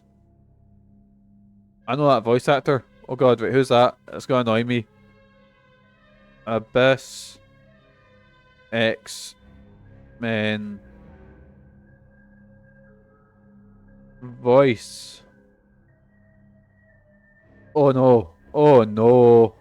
Oh no, it's Quentin Flynn. Oh no, boys. They're wronging themselves. Anyways, we're taking back Genosha, Abyss. If only Apocalypse were here to see how brave you are in the face of certain death. I wish I didn't notice his voice now. Where's Apocalypse? He found what he was looking for, so he left. Harmonic DNA? Oh my, you have been busy. Yes, he found a mutant with harmonic DNA. And the funny thing is, of all the mutants in Genosha, only Quicksilver had it. But Quicksilver is Magneto's son. Oh, indeed he is. But right now, you have bigger concerns, namely, me. Hey, we defeat Abyss. The first of the Horsemen. So Colossus is just got getting punched. Holy fuck, the damage Colossus does. I hope you appreciate the gravity of this situation. I wonder what... Like, I know he's got a... I know he's got like a pocket dimension in his stomach, but... I wonder what his powers are. Oh! We've been thrown about. Okay. Don't think it's doing actually any damage to us. Oh! I'm just gonna sit here back and just do psychic damage to him.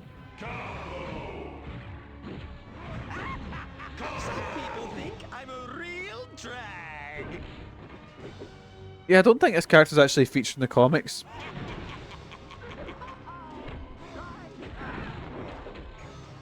Oh god. Because outside of having a semi-interesting power, you know, he's not really... He's playing the Joker, really.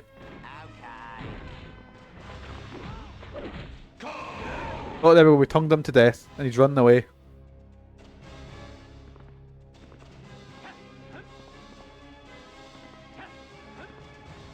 Right, let's get him. Abyss on that dredgeable. We're not about to let... Dredgeable? Dirigible. The submarine. We're not about to let him get away. Quick, let's hop on. I'm just wandering about. So see those beacons I picked up? If you get 4 of them, you get a piece of armor. And then in Act 5, you unlock Iron Man. But if you miss one, you're fucked. Anyway, we jumped on the ship. Wait, I thought it was going underwater. Abyss is on the ship, but how do we get to him? You fools certainly are determined to get yourselves killed. Well then, come along, and I'll try to accommodate you. Let's get him scalped. Oh, Nightcrawler's having a great wee time there, just teleporting around. Oh man, Nightcrawler's so... I just love Nightcrawler, especially in like... And I think it was X-Men... Oh, you throw the bombs back at him. Oh, I just cunted Toad with a bomb. I think it's X-Men Mutant Academy 2. He's fucking so fun in that. Wait, no, get it. I'm trying to throw bombs at... There we go. The AI just sprint in front of me as I'm trying to throw a bomb. Nope, I pressed square by accident and threw it away. Does Colossus not have like an AoE attack that I can use?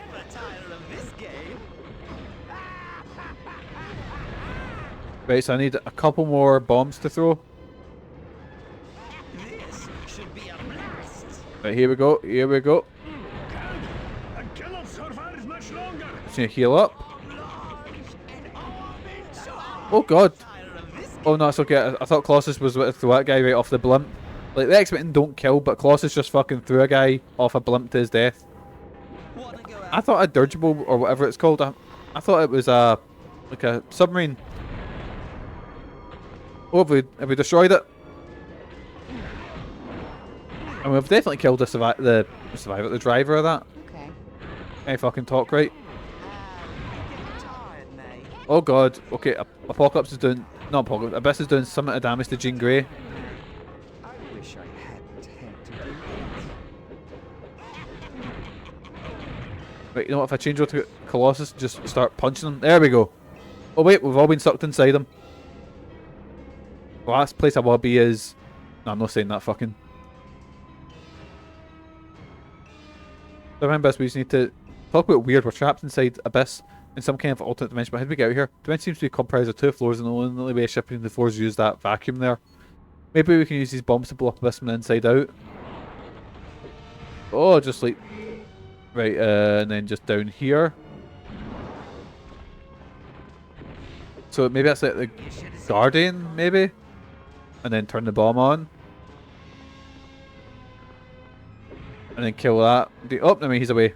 Killed already, and then turn this one on.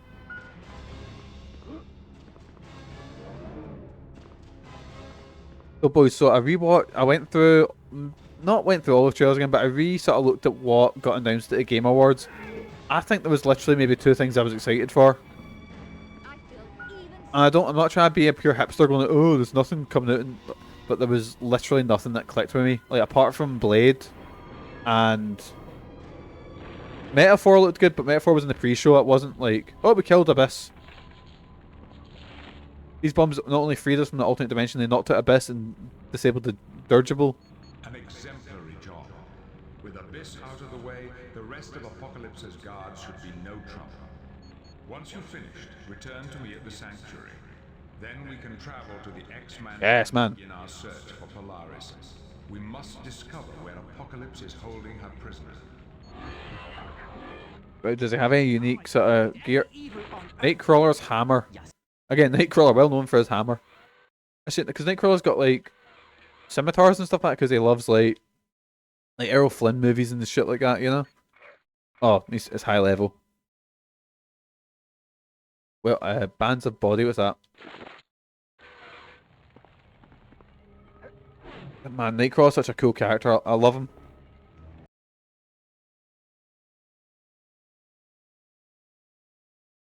I liked the guy that played him in, I think it was Apocalypse.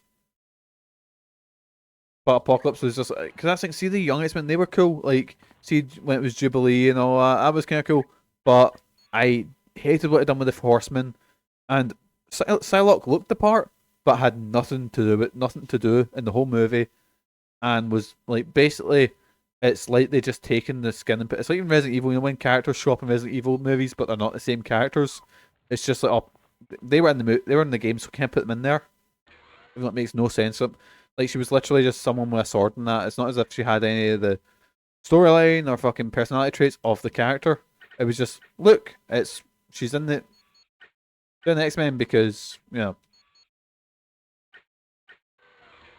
It's like the guy who made it, I know who directed Apocalypse. I can't remember, but it's like whoever directed it had seen pictures of X-Men. They showed him a comic, he looked at him and went, oh, that looks kind of cool, put it in there. But, like, none of the research was done, you know? Also, can we talk about the fucking timeline? How First Class is set in the 60s and Dark Phoenix is set in the fucking 90s, yet James McAvoy looks about 5 years older. Right, I like Nightcrawler and all, let's change up the team a little bit. Let's put Rogue in. Rogue. What? Oh, I was saying I don't like the hair. Costume's out. I'm going to put the trench coat in. And we'll change Jean Grey's look up. Let's go with Dark Phoenix, I think.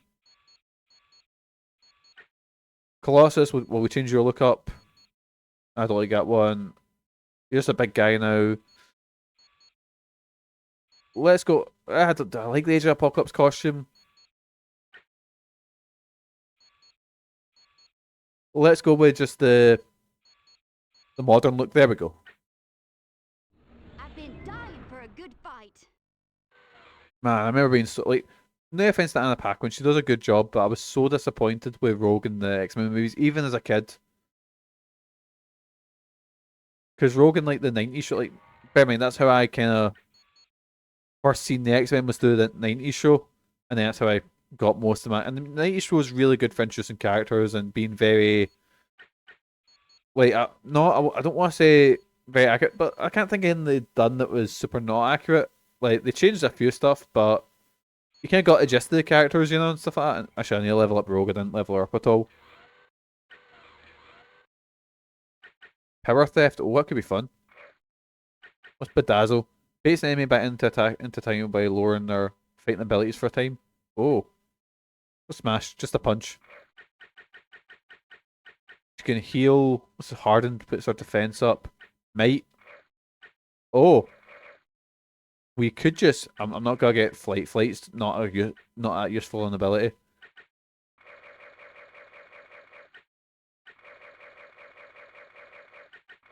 Fuck it. I might just replace Colossus with Rogue.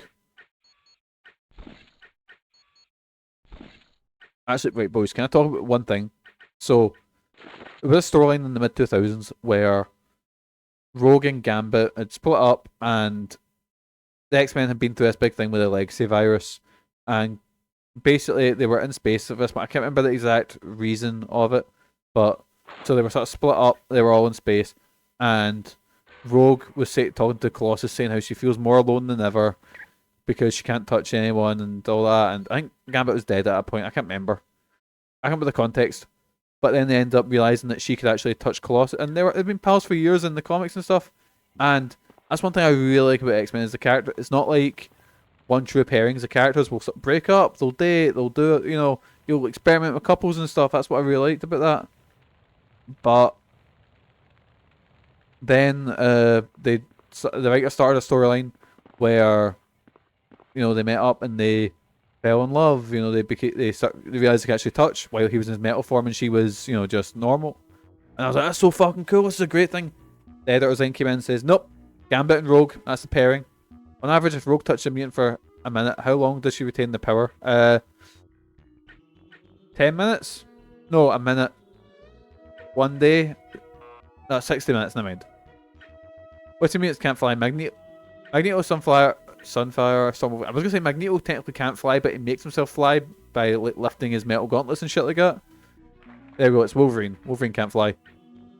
What time traveling team mutants does Blink belong to? She's in the right. Time traveling ones are the Exiles. No, technically they're not time traveling. They travel through universes. The Exiles. They basically are a bunch of mutants from other dimensions. Like there's like a version of Wolverine that's in there, like a version of so and so, and they just go to different dimensions and stuff. The Exiles is a cool series. Who here's not mutant? Bishop, Toad, Juggernaut, and Banshee. Juggernaut's not because his power is given by a god, so yeah, it's Juggernaut. What group of criminals did Lady Deathstrike join after her attempt to kill Wolverine failed? Oh, it was the Reavers, all the cyborgs and stuff. Blob is able to generate gravitational force that makes him immovable. What X-Men did Polaris have a relationship with? Havoc.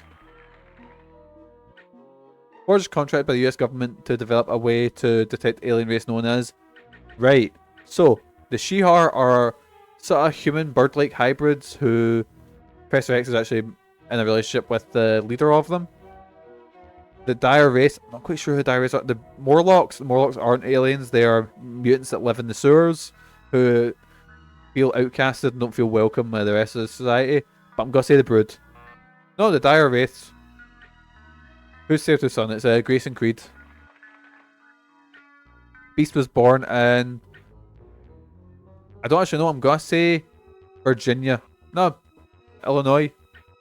Saber to touch him is Wolverine. Yeah, I think we're looping questions now. Yeah, we are. Right, I guess we'll talk to Professor X. That was a most impressive victory over Abyss. He has a reputation as a vicious opponent. Now that Genosha has been freed, we can return to the X-Mansion and formulate a plan to rescue Polaris from Apocalypse. Shall we go now? Yes, man, let's hit up the X-Mansion. Honestly, Charles, I don't mind if everyone is helping out with relief. Who's that? Genosha. An empty That's my boy. Yes, man. Kelsey Grammer. Understood. Oh. Have a pleasant evening, Beast. And you as well, Charles. Big Kelsey Grammer, my boy. Also, I just really like Beast. At this point, it would have been, oh, fuck. For the Xavier protocols, but I can make use of you as well. So Apocalypse has like, oh, I can't remember what his power is. He can basically change his stuff into weapons and shit like that. I had a really cool Apocalypse toy as a kid that had a lot of add-ons and shit like that. We can deal with our new pet later. Oh no. You'll be blind without Cerebro, Xavier. Oh no, well, this place must get destroyed on a fucking, like, monthly basis. Doesn't seem to survive long, the X-Mansion. Anyways, where are we heading to now? Surely we've got backups after the X-Mansion blows up. Apocalypse has indeed grown bold. For him to march into the X-Mansion and kidnap Beast is incomprehensible. Maybe don't have like your headquarters known as the Xavier School for Children, you know, or the X-Mansion. Or where do the X-Men work from? Oh, is it X-Mansion? Is the X-Mansion a complete loss? I'm afraid so. All the equipment we've grown to rely upon has been destroyed. That means all the students. Most notably, Cerebro. But all that can be replaced. Right now, our primary concern is the return of Beast. If he hadn't had the forethought to scrawl "The Savage Land" on the floor of the X-Mansion, we'd have no idea where to look. What is that? Is this place? We've travelled to the Antarctic to get here, and yet it's a tropical jungle. Right, boys, here we go. Give you a quick wee... I'm sure Professor X's got to tell you. I fucking love the Savage Land. Because the Savage Land is literally a land that time forgot. In the middle of the Antarctic, there's this little land which dinosaurs are cutting about in. It's fucking cool. I like it. All that will be explained in time. Or not. For the moment, just know that this settlement is called Avalon. It's located in a vast, untamed country known as the Savage Land. When you get a chance, introduce yourselves to our host, Ka-Zar. Ka-Zar is kind of like a royalty-free version of Tarzan, who grew up in the Savage Land fighting dinosaurs and stuff like that. It's pretty cool. I actually had a couple of comics of him as a kid, and they were just like hijinks in the jungle fighting dinosaurs and all that. It's pretty fucking cool. Of utmost importance, you should speak with Pyro. He is concerned as to the whereabouts of Mystique. Good luck to you. Right, here we go. Talk to Pyro. Whereabouts is Pyro? If I want to talk... Oh, it's Forge. Hello, my friends. I wish we were meeting under happier circumstances. Don't worry, Forge. We'll find Beast. So he's the guy we can buy equipment. He's like a store. Thing is, Forge always bored me as a kid because Forge is kind of just like his gimmick is he understands machinery perfectly, but he just becomes like a gun guy, you know. Anyway, all right, Ka-Zar, how you doing? Welcome to the Savage Land. My name is Ka-Zar. You couldn't have come at a better time. It's just too bad you had to bring someone like Magneto with you. Look at this fucking He-Man looking motherfucker. Like, look at that haircut. You've had past experiences with the Brotherhood? Yes. Magneto and the Brotherhood visited us several years back. Don't worry, they're here to help. Not hurt this time, but we'll make sure of that. Who are you? I am Ka-Zar, protector of the Savage Land. But in England, I'm known as Kevin Plunder. You're from England? I was born there, but I was brought here as a child by my father. He was a scientist searching for a rare element that could destroy any known metal. Shortly after discovering the element, he was killed, leaving me an orphan. You grew up in the jungles all by yourself? I had quite a bit of help from various friends. This is no place to be without protection. Like I said, he's just Tarzan. But he's cool as fuck. What's the Savage Land? It is a wildlife sanctuary created by an alien race known as the Nuwali. They built it under the guidance of a race from another dimension known as the Beyonders. So there must be some kind of alien technology that makes this environment jungle-like? Yes, but where it is located, no one is sure. Why are you so angry with the Brotherhood? Several years ago, Magneto came to the Savage Land and genetically altered some of the natives. He gave them superhuman powers. Why'd you do that? I know, just a laugh like. He sought to use them as an army, to put all of the Savage Land under his control. Thank you, Ka-Zar. You are quite welcome, my friend. Like, Ka-Zar's a weird character who's not really used much anymore. I really like him. I think he's really cool.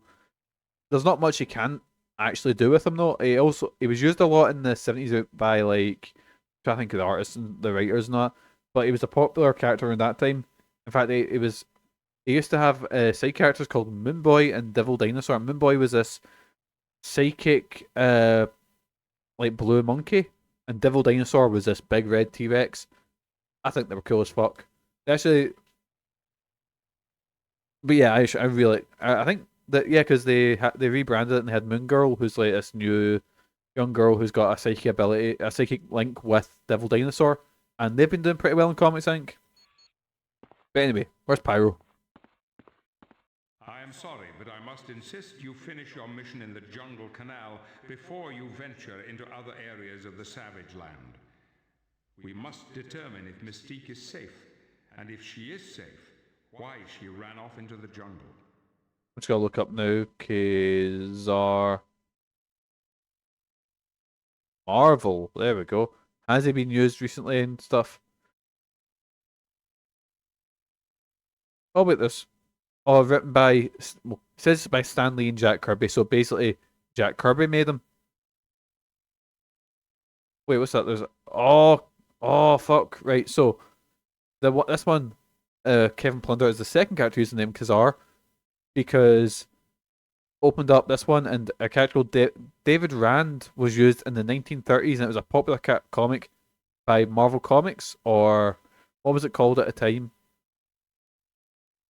Was it Timely? Or, but yeah, it was a character, the typical Jungle Lord in Tarzan vein, known as Ka-Zar the Great. 1936 from Manvis Publishing. Oh, that's kind of cool. And then the interest in the 60s, big Kevin Reginald, Lord Plunderer, who became the second Ka-Zar, and was quite used quite heavily in like as early on as X-Men issue 10. Holy shit. And they fought with like Kraven the Hunter and stuff like that. Yeah, Ka-Zar's kind of cool. I'm just looking back and seeing when he was used. Yeah, he's not been used in quite a while. Empire, actually, no. Empire's used in Empire, but not like featured quite heavily. Has he been in other? Like, let's have a look in video games. Rise of Apocalypse, appears in Amaterasu's ending in Marvel's Capcom, NPC Marvel Heroes, and he's in Marvel Snap because fucking everyone's in Marvel Snap because all you do is make a card, you know. Anyway, sorry Xavier, almost forgot. I'll return to the Jungle Canal soon. So X-Men's got such like, I really like Marvel. I actually much prefer Marvel's universe over DC's universe, because I got really into Marvel when I was younger. Fucking adore the world, but I'm getting a bit sick of it. You know, like I like it in the MCU, right? So overall, MCU is not doing great now. But see, smaller projects, like I fucking loved Werewolf by Night. I thought Werewolf by Night was so fucking cool. If like literally, I like big monster hunters, including the I forget their names. The fucking Bloodstone, Elsa Bloodstone and shit like that, and then introducing like Werewolf by Night and Man Thing. Oh, I thought it was so fucking cool. Trivia game. Let's do some more trivia. Angel is extremely wealthy. Wolverine made his debut in 1974. In which comic book series he was actually introduced as a bad guy in the Incredible Hulk? Same issue that Wendigo appeared. In the video game X-Men Legends, what's the name of the base of Magneto had down to orbit Earth? It was Asteroid M. Which of the X-Men was one time the Horseman Death? It was Wolverine. Destiny belonged to which supervillain team? The Brotherhood. Garokk was originally a geneticist. No, he was a British sailor. Never mind. In X-Men Legends, who was the first playable character at the very beginning in New York City as Wolverine? How many fingers does Nightcrawler have on each hand? He has 3. Who is Ka-Zar's wife? She is it Shanna the She-Devil, I think? Yeah. A very 70s name there. Which person is Mystique not connected to? Right, so Grayson Grey Dawn. No, sorry. Grey Dawn. I thought it was Grayson. Graydon Creed is her son. Nightcrawler, no, sorry. Rogue is her adopted daughter. Nightcrawler is her son. So it's Mikhail Rasputin, I think. Yeah. Which X-Men was involved romantically with Magneto? It was Rogue. Joseph is a clone of what? Joseph is a clone of Magneto. Again, a character I think I seen in the big X-Men guidebook that I got in high school. Do you remember in high school they handed out that wee sort of magazine in English class? It was this wee fucking like a catalogue, and you could order like things from it. I used to order comics from it. One of them was like the Ultimate Guide to the X-Men, which I think I've still got in like in a cupboard somewhere. X-Man real name is Bobby Drake. James McDonald Hudson is Wolverine. Who is not a member of the Brotherhood? Toad. I'm gonna say Lupa and Unis. I'm gonna go with Unis. No, it's Lupa. As boy Nightcrawler's hero was Errol Flynn. Winston Churchill. Fucking loved the Churchill, so he did Nightcrawler. Who served alongside Cable in his mercenary group Six Pack? Domino. What's Bishop's mutant power? It is absorb energy and rechannel it. Yeah. Ka-Zar's fire came to the Savage Land in search of anti-metal. What are Forge's powers? Transforming into mystic power. Yeah, inventing new technology and mystic powers. Yeah. Ka-Zar was originally named Kevin Plunder. Colossus' brother Mikhail first appeared in 275, 285. Nah, I was just guess. Which evil villain is known as Kane Marco? Juggernaut. And one more question for the time. Heather Cameron is known as which one? Heather Cameron is Lifeguard. Fucking brought her up earlier. Fucking hate Lifeguard.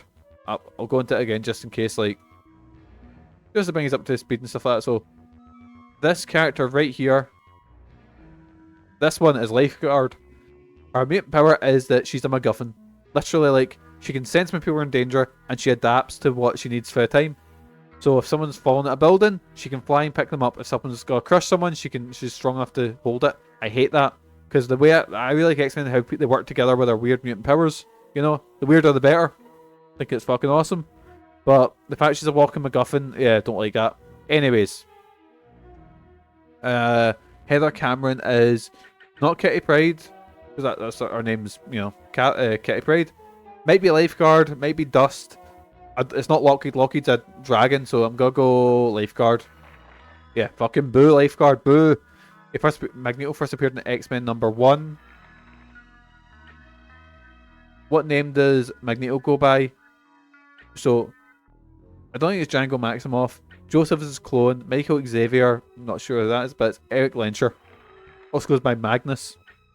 Mikhail's the brother of Colossus. And we'll end the next one. Colossus first learned to turn to metal when he saved his sister from a runaway tractor. His sister's also featured in X-Men. She is in the New Mutants and is one of my favourite X-Men in Magic. Also one of my favourite characters in Midnight Suns, which is a great wee game. Play more Midnight Suns. I need to finish it. Might actually stream it down the line, right? Where am I going? Going to the canals to find Mystique. Anyway, back to Toad.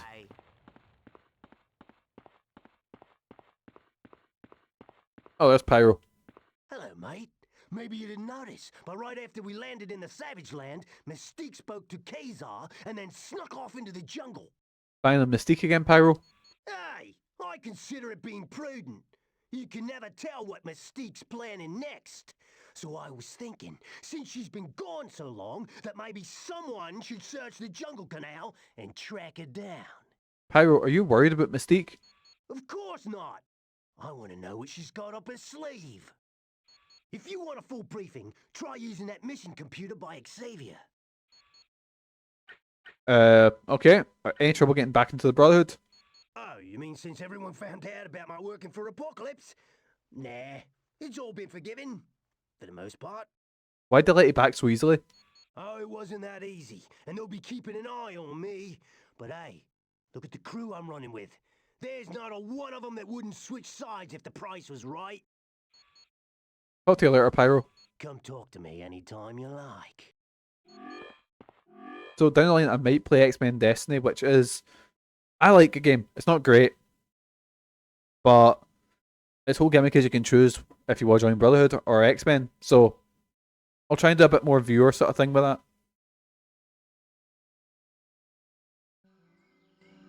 Who'd have thought it'd be possible to have a jungle like this in the Antarctic? The only equipment that protects this land must be very advanced. We can search for that later. Right now, we need to focus on finding Mystique. This area Pyro followed her to. Wonder what she's up to. That was a save point there. Oh, what's going on here? Hi, Mystique. If it isn't my former protege, how are you doing, Rogue? Stabbed anyone in the back lately? Speaking of people I fancied as a kid. Hello, Mystique. Bitter as ever, I see. But if anyone has the right to be mad, it's me. You talked me into joining the Brotherhood when I was nothing but a kid. So, Rogue actually first appeared in a Miss Marvel comic, and that's where she gets the ability to, the super strength in the flight, is that she drained Miss Marvel. I tried to open your eyes to a much bigger Now Captain Marvel. But you had to grow a conscience and scurry off to join the X-Men. I just don't understand it. I know you don't understand, and that's the real pity. But this is no time to be dredging up past history. Why don't you just tell me what you're doing sneaking around the jungle? If you must know, I'm looking for a dear friend of mine. Her name is Destiny. Ah, dear friend, they were roommates energy. What's a friend of yours doing in the Savage Land? She foresaw that Apocalypse would attack Genosha, so she came here to escape the war. Your buddy Destiny can tell the future? That's a pretty powerful mutant ability. I can see why you'd want to be friends with her. Why must everyone suspect me of having ulterior motives? I know my having a friend sounds odd. Even I have trouble believing it. But Destiny is my one true friend. Ah, yes, one true friend, I see. Also, that take was really muffled. All right. That was weird. Getting all teary-eyed on me. Have a little self-control, would you? How about you come along with us and we'll all go looking for her? Thanks, Rogue, but I'd sooner walk on hot coals. I'm going off in one direction while you're heading off in another. That way we'll cover more ground. Now get out of my way. Yes, ma'am.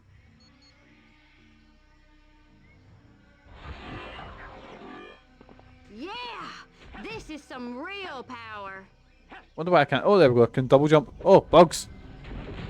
Cobra beetles. I really hope we get to fight dinosaurs and shit like that, because if I need to fight insects this whole time, it's going to be... Because the Savage Land is somewhere that they've not brought up in the... Oh, there we go, dinosaurs. Like, Savage Land is somewhere they've not brought up in the MCU yet, probably because they didn't quite have the rights to it with... now with the whole Fox things getting ironed out, it'll probably show up then.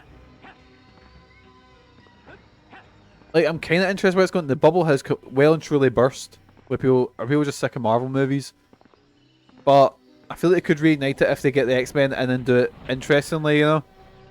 But with everything we say, big, you know, with Jonathan Majors and stuff, aye, it is well and truly hitting the fan. Oh shit, that one's radioactive. Abnormal waistband of honor. Glowing suit of shielding. I couldn't fucking say that right without. Right, here we go. What equipment have we got? Waistband of honor. Radiation that. Oh.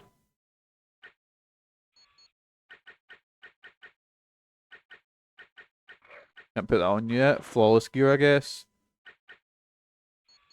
Just level everyone up.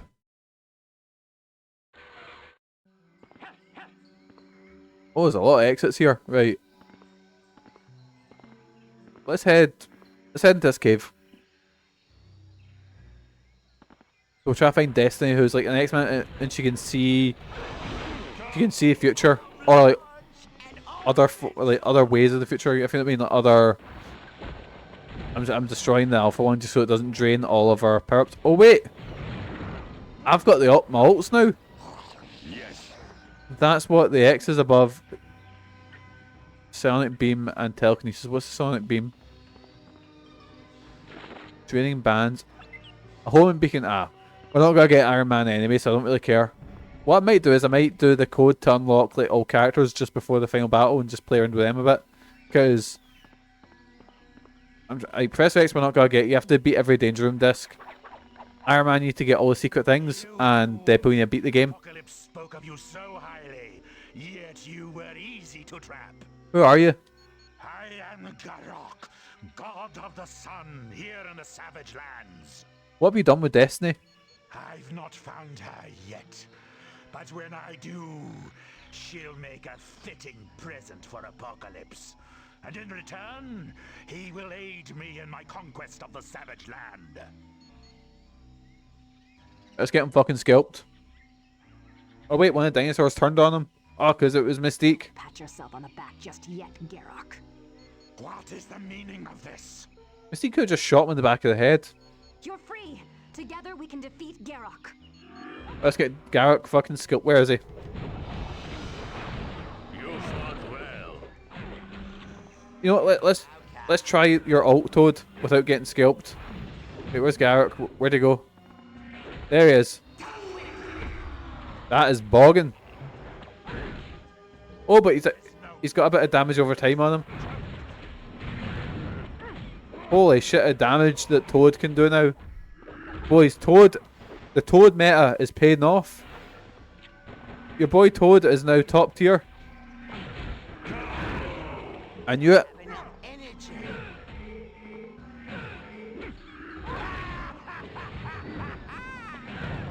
There we go. Toad fucking done him in. Yes, man. Oh, there's Destiny there. It's good to see you. I'm glad you weren't hurt during the attack on Genosha. I guess we should have listened to you when you tried to warn us of Apocalypse. Yes.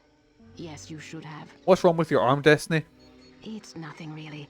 It happened while I was hiding from Garokk. I do have news of the X-Man called Beast. I overheard Garokk say he's being held in a Nuwali temple. You know where the temple's located? No, but Shauna would. Speak with her back in Avalon.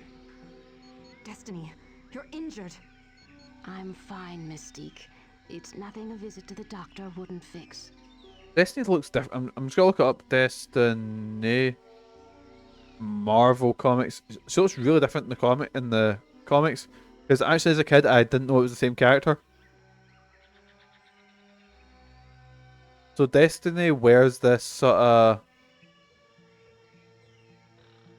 It's like a leotard with a metal mask. Like, that's what she wears in the comics. So as a kid, I had no fucking clue this was maybe the same character. But yeah, I don't know if they'll mention in this that her and Mystique are, you know, together. And they've been together for years. We'll go to Avalon. Thank you for helping me find Destiny. Like, X-Men's usually kind of quite progressive. Because the whole thing is that it's, you know, people that are hated for how they were born and shit like that. And I think it was very early on, I want to say like the 80s maybe, the interest that her and Mystique were together. Anytime, Mystique. Well done, team. It's rather intriguing to see Mystique has a streak of kindness to her. But now that you've solved the mystery of her disappearance, we have a new danger to deal with. Return to Avalon immediately and speak with Angel. Apparently, someone will soon be attempting to destroy the Savage Land.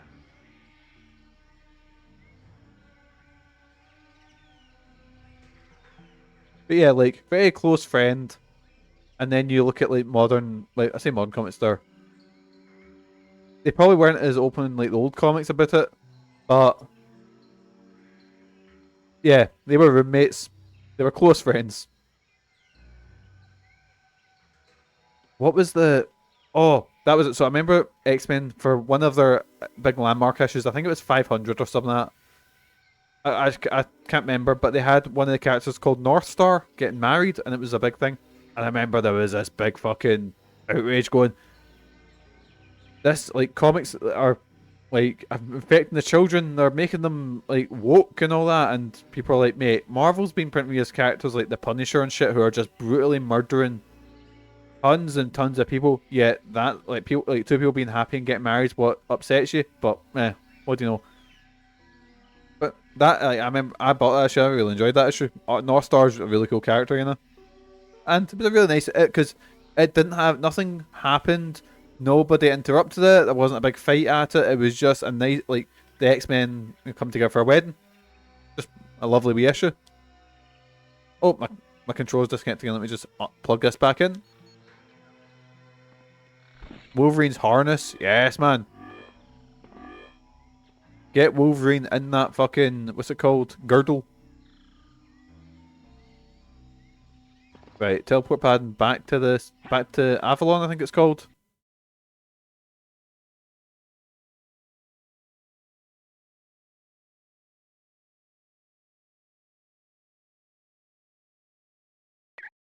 Right, here we are. Here we go. Talk to Angel. We've got trouble, and it looks like you're gonna have to handle it pretty quick. What are you talking about? Right after we arrived here, I flew around to take in the sights. I spotted a small army preparing to attack Avalon. Who would send the army to attack this little backwater village? I'm pretty sure they work for Apocalypse. For more info, use the mission computer by Professor Xavier. Think we'll find Beast? I sure hope so. There's no telling what Apocalypse will do to him. What do you mean? Apocalypse is a sadistic monster. He has a way of turning people, making them do things they don't want to do. Yeah, you wouldn't know anything about that, would you, Angel? But Beast is tough. We'll find him long before Apocalypse can get him to crack. Later, Angel. Don't rush back on my account.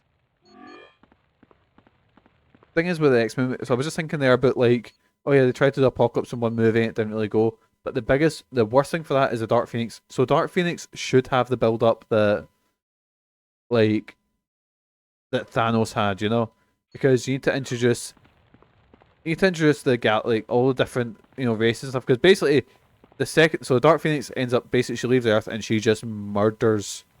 Like, they have a really cool run with it. You have to introduce Phoenix, then you need to introduce the Shihar Empire. You need to get the relationship with the Shihar Empire.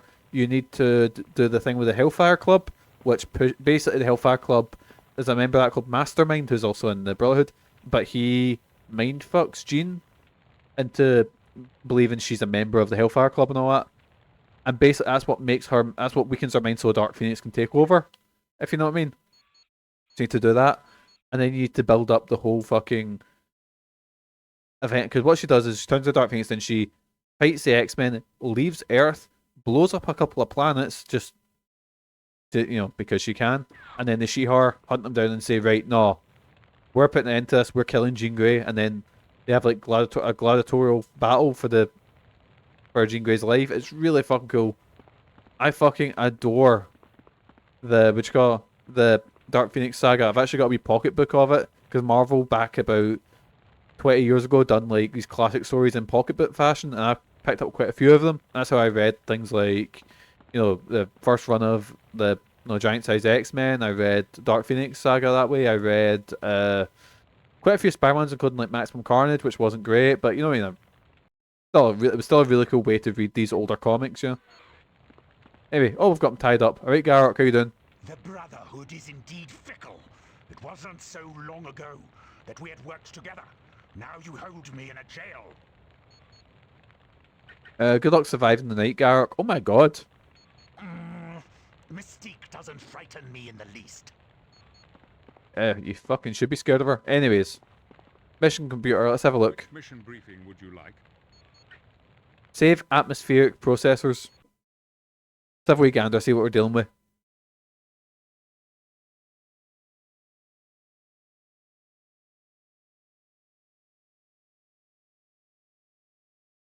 Greetings. It seems we have a situation that requires your immediate attention. While scouting the area, Angel discovered a small army preparing to destroy the atmospheric generators for the Savage Land. Excuse my ignorance, Professor. What are atmospheric generators?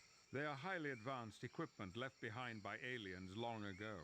The generators are what create the Savage Land's tropical environment. But if those generators are destroyed, this entire area will be plunged back into the Antarctic temperatures that surround it. My God, this is terrible. Thousands would freeze to death in a matter of hours. Good heavens.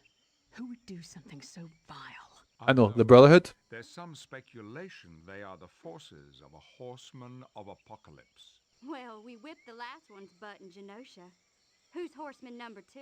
That is also... The graphics are suddenly a lot better in this bit. Bother having these little briefing soirees when all you do is raise more questions. They ask these questions so that when we're out in the field, we know what to look for. Thanks, Wanda. Now it makes complete sense. Go ahead. Keep talking, Chuck. As I was saying, a small army is about to attack the atmospheric generators. And you would like us to stop them before they can bring a new ice age to the savage land? Yes, and perhaps you could question them for information that would lead us to Beast. Yes, man, interrogating. Let's go. Find time to ask them for the whereabouts of our friend. Oh god, we're going to interrogate people. Oh Jesus. Right, here we go. Here we go. Actually, so while that cutscene was on, I was on my other screen there looking at, it was the history of Mystique and Destiny, and it ends up since the start they've been coded to be together because they lived together in a small house with Rogue, who they adopted and raised. That's cool as fuck. I like that. That's good. Because the X-Men should be the one that's sort of trying to push push boundaries and have better representation and shit like that. So, you're still with us. Well, the professor made it abundantly clear that we're supposed to play nice. God, they're all being dicks to Toad. No cunt likes Toad anyway. Don't rush back on my account. Right. So where are we heading to save the atmospheric generators? What's this? The view computer can be looked at to look at all the secrets you've unlocked. Use the stats selection to see how many of them you've collected. Nah, you're okay. Right, there's big Ka-Zar there. Yes? Did you want something? Over I talked to him. Oh, he's raging with me because I'm playing as Toad. Right, Destiny's there. It says talk to Shanna. Is Shanna anywhere? I don't see her. Anyways, let's head out. Maybe run into her when we're out in the jungle ruins.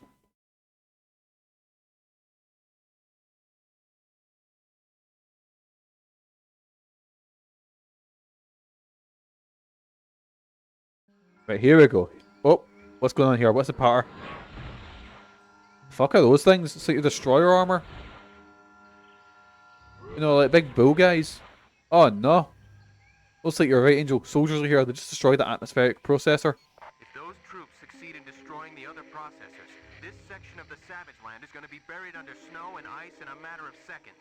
That means we'll never find out what Apocalypse wants here, and we'll never save Quicksilver. Enough of dramatics, Angel. I know the only reason you wanted to stop these soldiers is to save everyone in the Savage Land from freezing death. But you don't want to take care of it. But don't worry, we'll take care of it. What is... Oh, fucking this big boy. Holy shit. And never mind, Jean Grey just done them in. This is some real power. Actually, let's try Power Steel when we run into a guy next. Do a save first.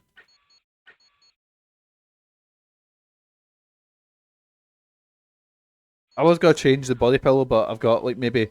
I'm going to stream for another maybe 10-15 minutes, so not much point. Sometimes I forget how strong I am. Maybe it's only bosses and stuff that affects. A homing beacon? Don't care. That's the weapon cache. I've unlocked someone's ult as well, and Wolverine's cord. Right. You know what? Fuck it.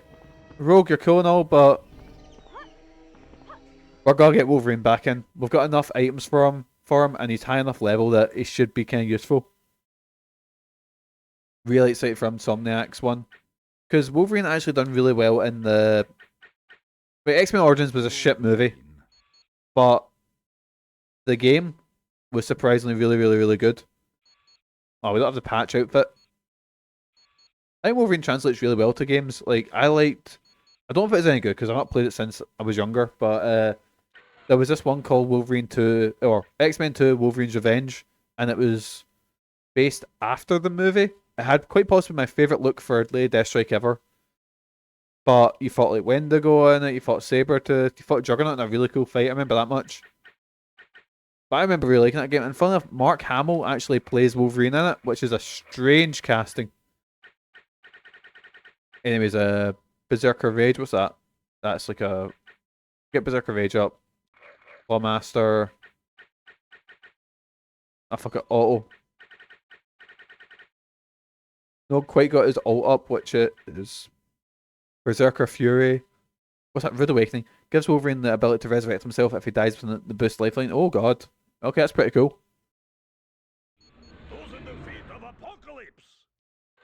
Okay, maybe we can use that. So basically, I can make Wolverine a glass cannon, put that buff on, so if he gets like instant killed, he can just pop right back up. I forgot to give him equipment, didn't I? Like, I don't. He probably isn't. Okay. Right. Toad's our main boy. Toad is level 15. Will do. And Wolverine's our lowest level at level 13. I never played Marvel Ultimate Alliance 3.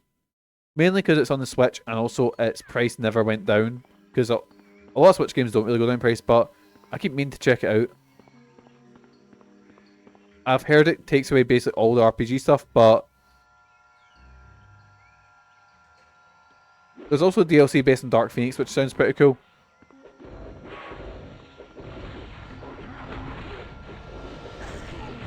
So I've got a feeling Wolverine's going to be featured quite heavily, and like we featured him because we used him a lot in X-Men Legends 1, because that game is hard and health is hard to come by, basically.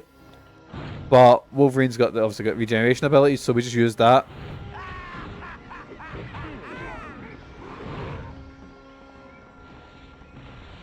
Toad just fucking howling at everyone. You're attacking our nearby processor. Quick, you must defend it before it's destroyed. Let me just power. Oh, wrong one. I tried to heal myself there. Oh, but he misdeed. Right, here we go. We got this. I was super big into them, like the Marvel cartoons as a kid, even the not great ones. Like I even watched the Fantastic Four cartoon and thought it was like the coolest shit. The Fantastic Four cartoon is not very good, boys. The X-Men one was class. Fucking loved that. I loved the 90s Spider-Man one, and then there was like the other ones. There was the Hulk one, which wasn't great. Oh, our processor's getting attacked as well. There was the Hulk one. There was a Silver Surfer one, which I remember used 3D CG for like a lot of stuff, and it looked interesting, but I can't tell you anything about the show. And there was Iron Man. I had a VHS of Iron Man, and yeah, it wasn't. It was okay from what I imagine. You know, it was definitely my least favorite out of all of them. Your last of their leaders. Your army has no choice but to turn back and leave Avalon alone. Yet, this is impossible. Mikhail assured me you would never get this far. Who's Mikhail? Mikhail Rasputin is our leader. You would do well to fear him, for he is a Horseman of Apocalypse. But he's Colossus' older brother. Oh, you've just fucking doxed Colossus' fucking name. Anyway. Duh, and he will be enraged when he hears you were the reason for our failure. If you value your lives, you will flee now. So where can we find Beast? I will tell you nothing. Mikhail would kill me. Okay, if that's how you want it. Xavier, would you rip Beast's location from this man's mind? Very well, but does he understand the process is extremely painful, and it could damage his long-term memory? No, wait. I will tell you everything. So talk, where's Beast? He is being held prisoner in an ancient underground New Valley temple. But it cannot be reached on foot, and you cannot use your X-Jet. We have hidden surface-to-air rocket launchers everywhere. Thanks, that's all we need to know. And thanks for your help, Professor Xavier. Anytime. And sir, I do hope you realize I was only bluffing. I would never have attempted to read your mind without your consent. Load of shite. You do that all the time. All the fucking time, Xavier. You're a prick. Anyway, thanks for a lot of help. You will not be so smug when you meet Mikhail. He will destroy you. This is almost too much. There we go, so I need to find the hidden entrance, which might be up here. Who's that? Health, give that to Colossus. Okay. Sure thing. Anyway, Jungle Pass, let's have a wee gander. Yes! Yes! It's my boy, Sauron! Oh! I'm getting that, it's a meme. I'm getting up. So Sauron is a doctor who is a mutant who, when he absorbs energy, he transforms into Sauron, this fucking pterodactyl man. And he's actually part of the best thing you'll ever see in a Marvel comic. Let me find it.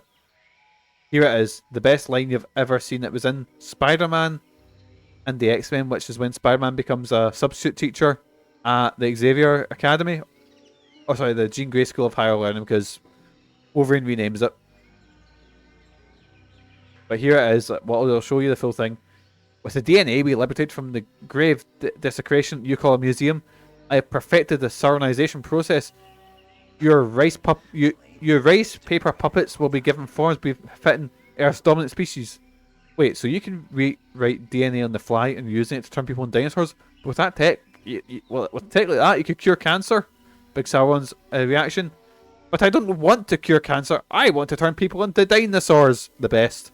The best bad guy, just refusing to cure cancer and just turn people into dinosaurs. What a guy. I love Sauron. He's so dumb. I love it. That's what comic books are all about. Give me a pterodactyl man who's just turning people into dinosaurs. I actually, I've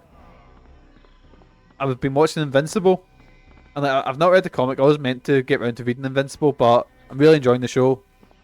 And as soon as I heard there's a character who's, I can't remember what his name is. It's like, basically he's like, oh fuck, it's like Dr. Serpent and the Snake Legion, something like that, and he turns people into snake men. And I was like, oh, I love that. It's so fucking, it's so like 70s comic book. I love it. It's very G.I. Joe, you know. Like, I'm gonna turn everyone into evil snake men and take over the world. Haha. It's like the best. What we'll do is we'll fight Sauron, then we'll call it a day there. We've done a lot, but even though most of it has just been me. Oh.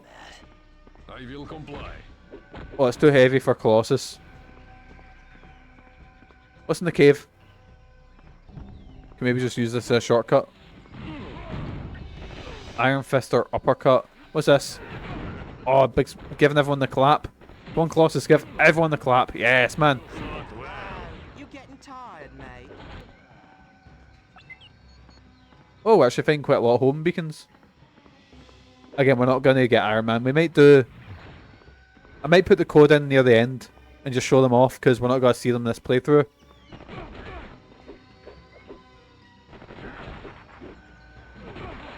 You ain't seen the last of me.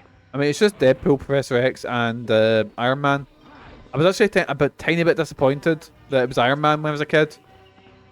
Because there's so many weird X-Men you could put in. Wait, why is Toad all the way back here? Also, Toad's just deleting people. He's got that fucking... that equipment that just gives him radioactive damage. Right, okay, we've been here, cool.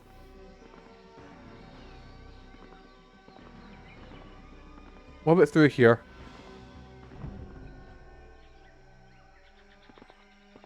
Mikey, have I come back? No, it's just like... It's just because, like... You've got that many weird and fucking cool X-Men you can play as, and the secret character you unlock in this is fucking... Iron Man. No an X-Man. Iron Man. Like, I'm just gonna get up, so I'm just gonna type in weirdest because X-Men, because you're not selling, like, nobody's buying it for Iron Man because he's a secret character. But I'm just trying to think who you could put in there. Here we go, GameSpot. 27 X-Men with truly awful mutant powers. Right, why couldn't you play as everyone's favourite X-Man star of no movie in particular? Everyone's favourite, I'll get this down so you can actually see the full thing.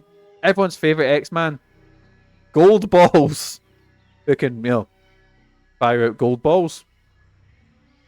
Or how about, oh, there's my boy Herman Glob. Or what about Beak? And Beak is an X-Man who... He did say it. And Beak is an X-Man who mutated into a bird, but he can't fly. He's just got bird-like... He's got a beak, he's got some claws. Yeah. I think, because not every mutation would be like... Not every... Like, there's this meme I've seen online, and it's a guy who's...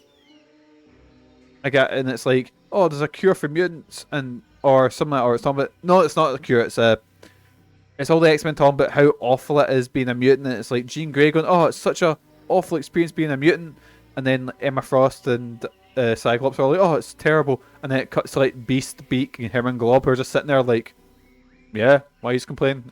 Class. Anyway, so I'm just trying to find the weird ones you can put. Fucking Jubilee's class. Fuck off. I like Jubilee. I'm scrolling through this and it's all the people. It's supposedly the shite X-Men, and I like all of these ones. I'm trying to find someone who is horrifically shite, like really bad. So I forgot he was in. So there's a character called Wraith who in the comics is like a member of Team X who can teleport, I believe. And I completely forgot this is in the fucking Wolverine movie. Fucking Will.I.Am. Forgot Will.I.Am was in the Wolverine Origins. Anyways, yeah, why didn't they put Will.I.Am in this game? I mean, this would have came out in the same time as fucking the Herbs. This was the year of Will.I.Am. Anyway, let's scalp the soldiers. So I'm too hyper. I'm too giddy.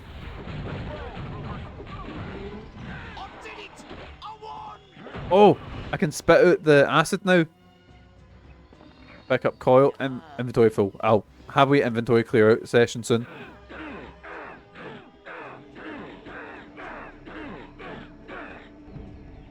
We got him. Good job, man. Now let's finish him off like Mikhail ordered us to.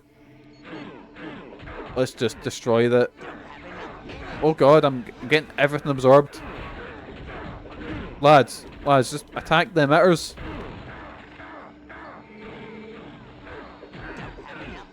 Fun fact, I'm actually named after a guy called Mikhail because my mom and dad were trying to come up with a name for me, and my dad was in the waiting room and like I was born, like I was literally born for a couple of days without a name. Just I was, you know, whatever my second name is, baby this. But my dad looked on the TV and Mikhail Gorbachev had just got rid of the Soviet Union. Wee Brian, that's it. Wee Henrik Larsson after my dad's hero. Actually, I don't know, was Henrik Larsson playing for Celtic at that time? Probably not.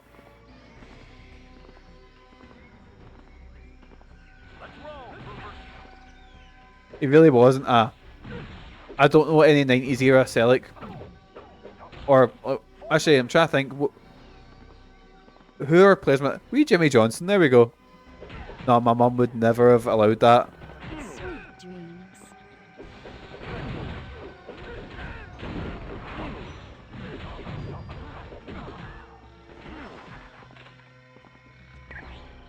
Right, we'll fight Sauron, then we'll call it a day. So, do we save here? But yeah, so I'm scrolling through that list that I was on. It was on. I don't think it was it GameSpot or whatever, and it was talking about X-Men with awful powers, and it went, oh, John Wraith, he can teleport. It's just the fact that he's played by Will.I.Am and he's in that terrible X-Men movie. You cannot tell me that he's got a worse power than fucking Golden Balls, you know, or Gold Balls. Who hosted Golden Balls? Was it your man Big Jasper Carrot?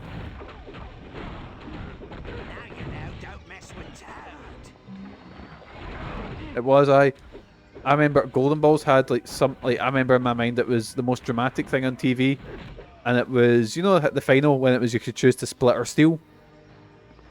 It was like this older guy and this younger lassie, and this younger lassie was saying to the old guy, "Oh, we should split," and he's like, it was like, "Oh."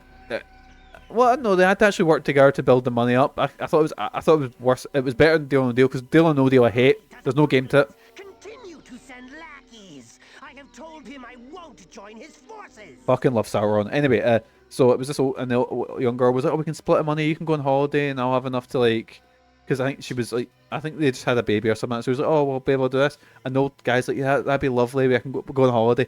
He split. She stealed. Oh, the drama. I'm pretty sure she got booed by the audience. I would have got too into it. I would have had to get carried out if I was audience member. Like Sean watching Catchphrase, I would have been like, no, security would have to get involved. We're here with Magneto and Charles Xavier. Most interesting. Fucking love Sauron. I'd heard they'd come to Avalon. You must be friends of Ka-Zar. Acquaintance is more like. Close enough.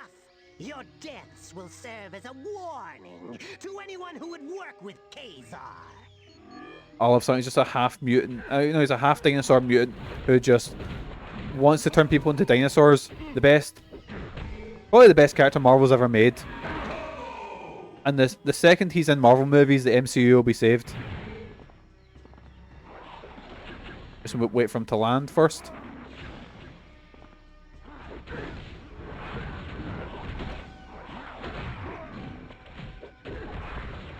There we go. I built him up. My powers grow in strength. That's it for Sauron. Now we can get back to finding the passage to Beast. Yes, man, let's go find Beast's passage. Didn't even use my ult. Will do. Oh, Jean Grey will have her ult now. What I'll do is I'll level everyone up.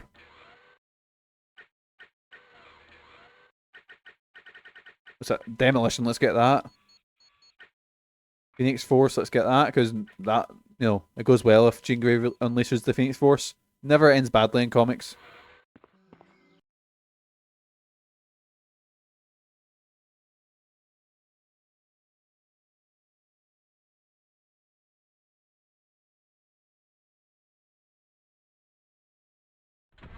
Anyways, next save point, we'll call it a day there.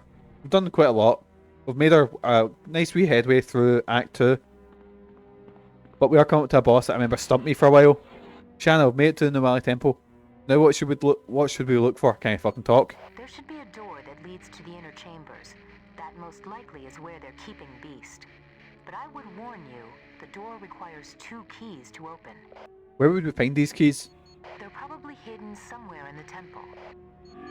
So there's a character coming up in a boss fight who I remember actually stumped me for a good fucking while.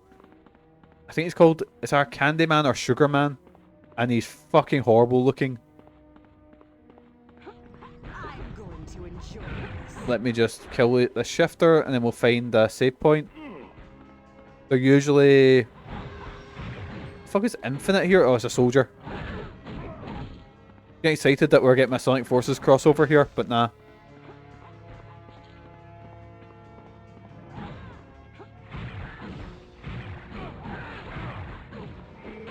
Wait, I'll wait till there's a big group of boys. I don't want to just pop them all out for nothing.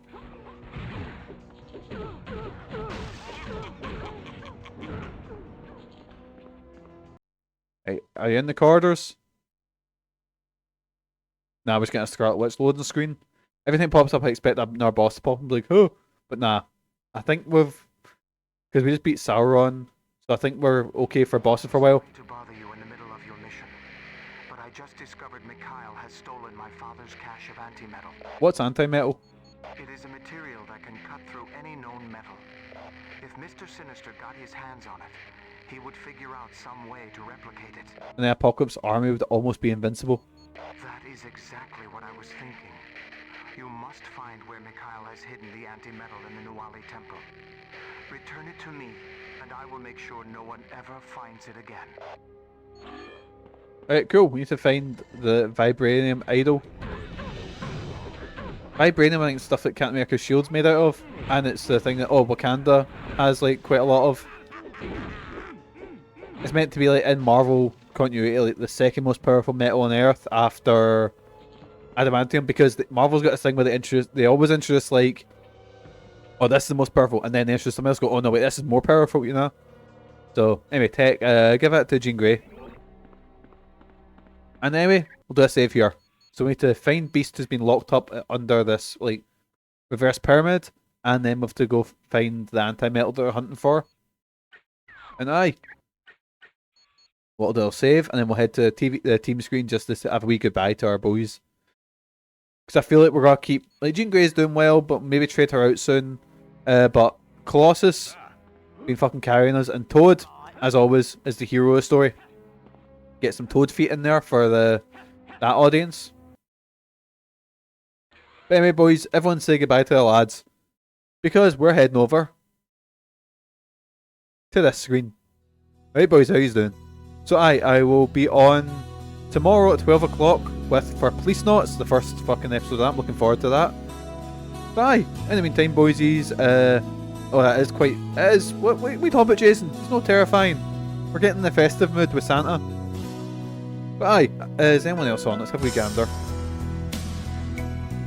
Shinra's on. We'll give Shinra a wee raid. But aye, thank you so much for joining us, boysies. As usual, I've been Mikey. You guys have been absolutely fantastic. Hopefully I'll catch you in the next stream. But until then, boysies, have a good day. Have a fantastic rest of your week. Most importantly, boysies, have good mental health. Take care of yourselves, and I'll catch you next time.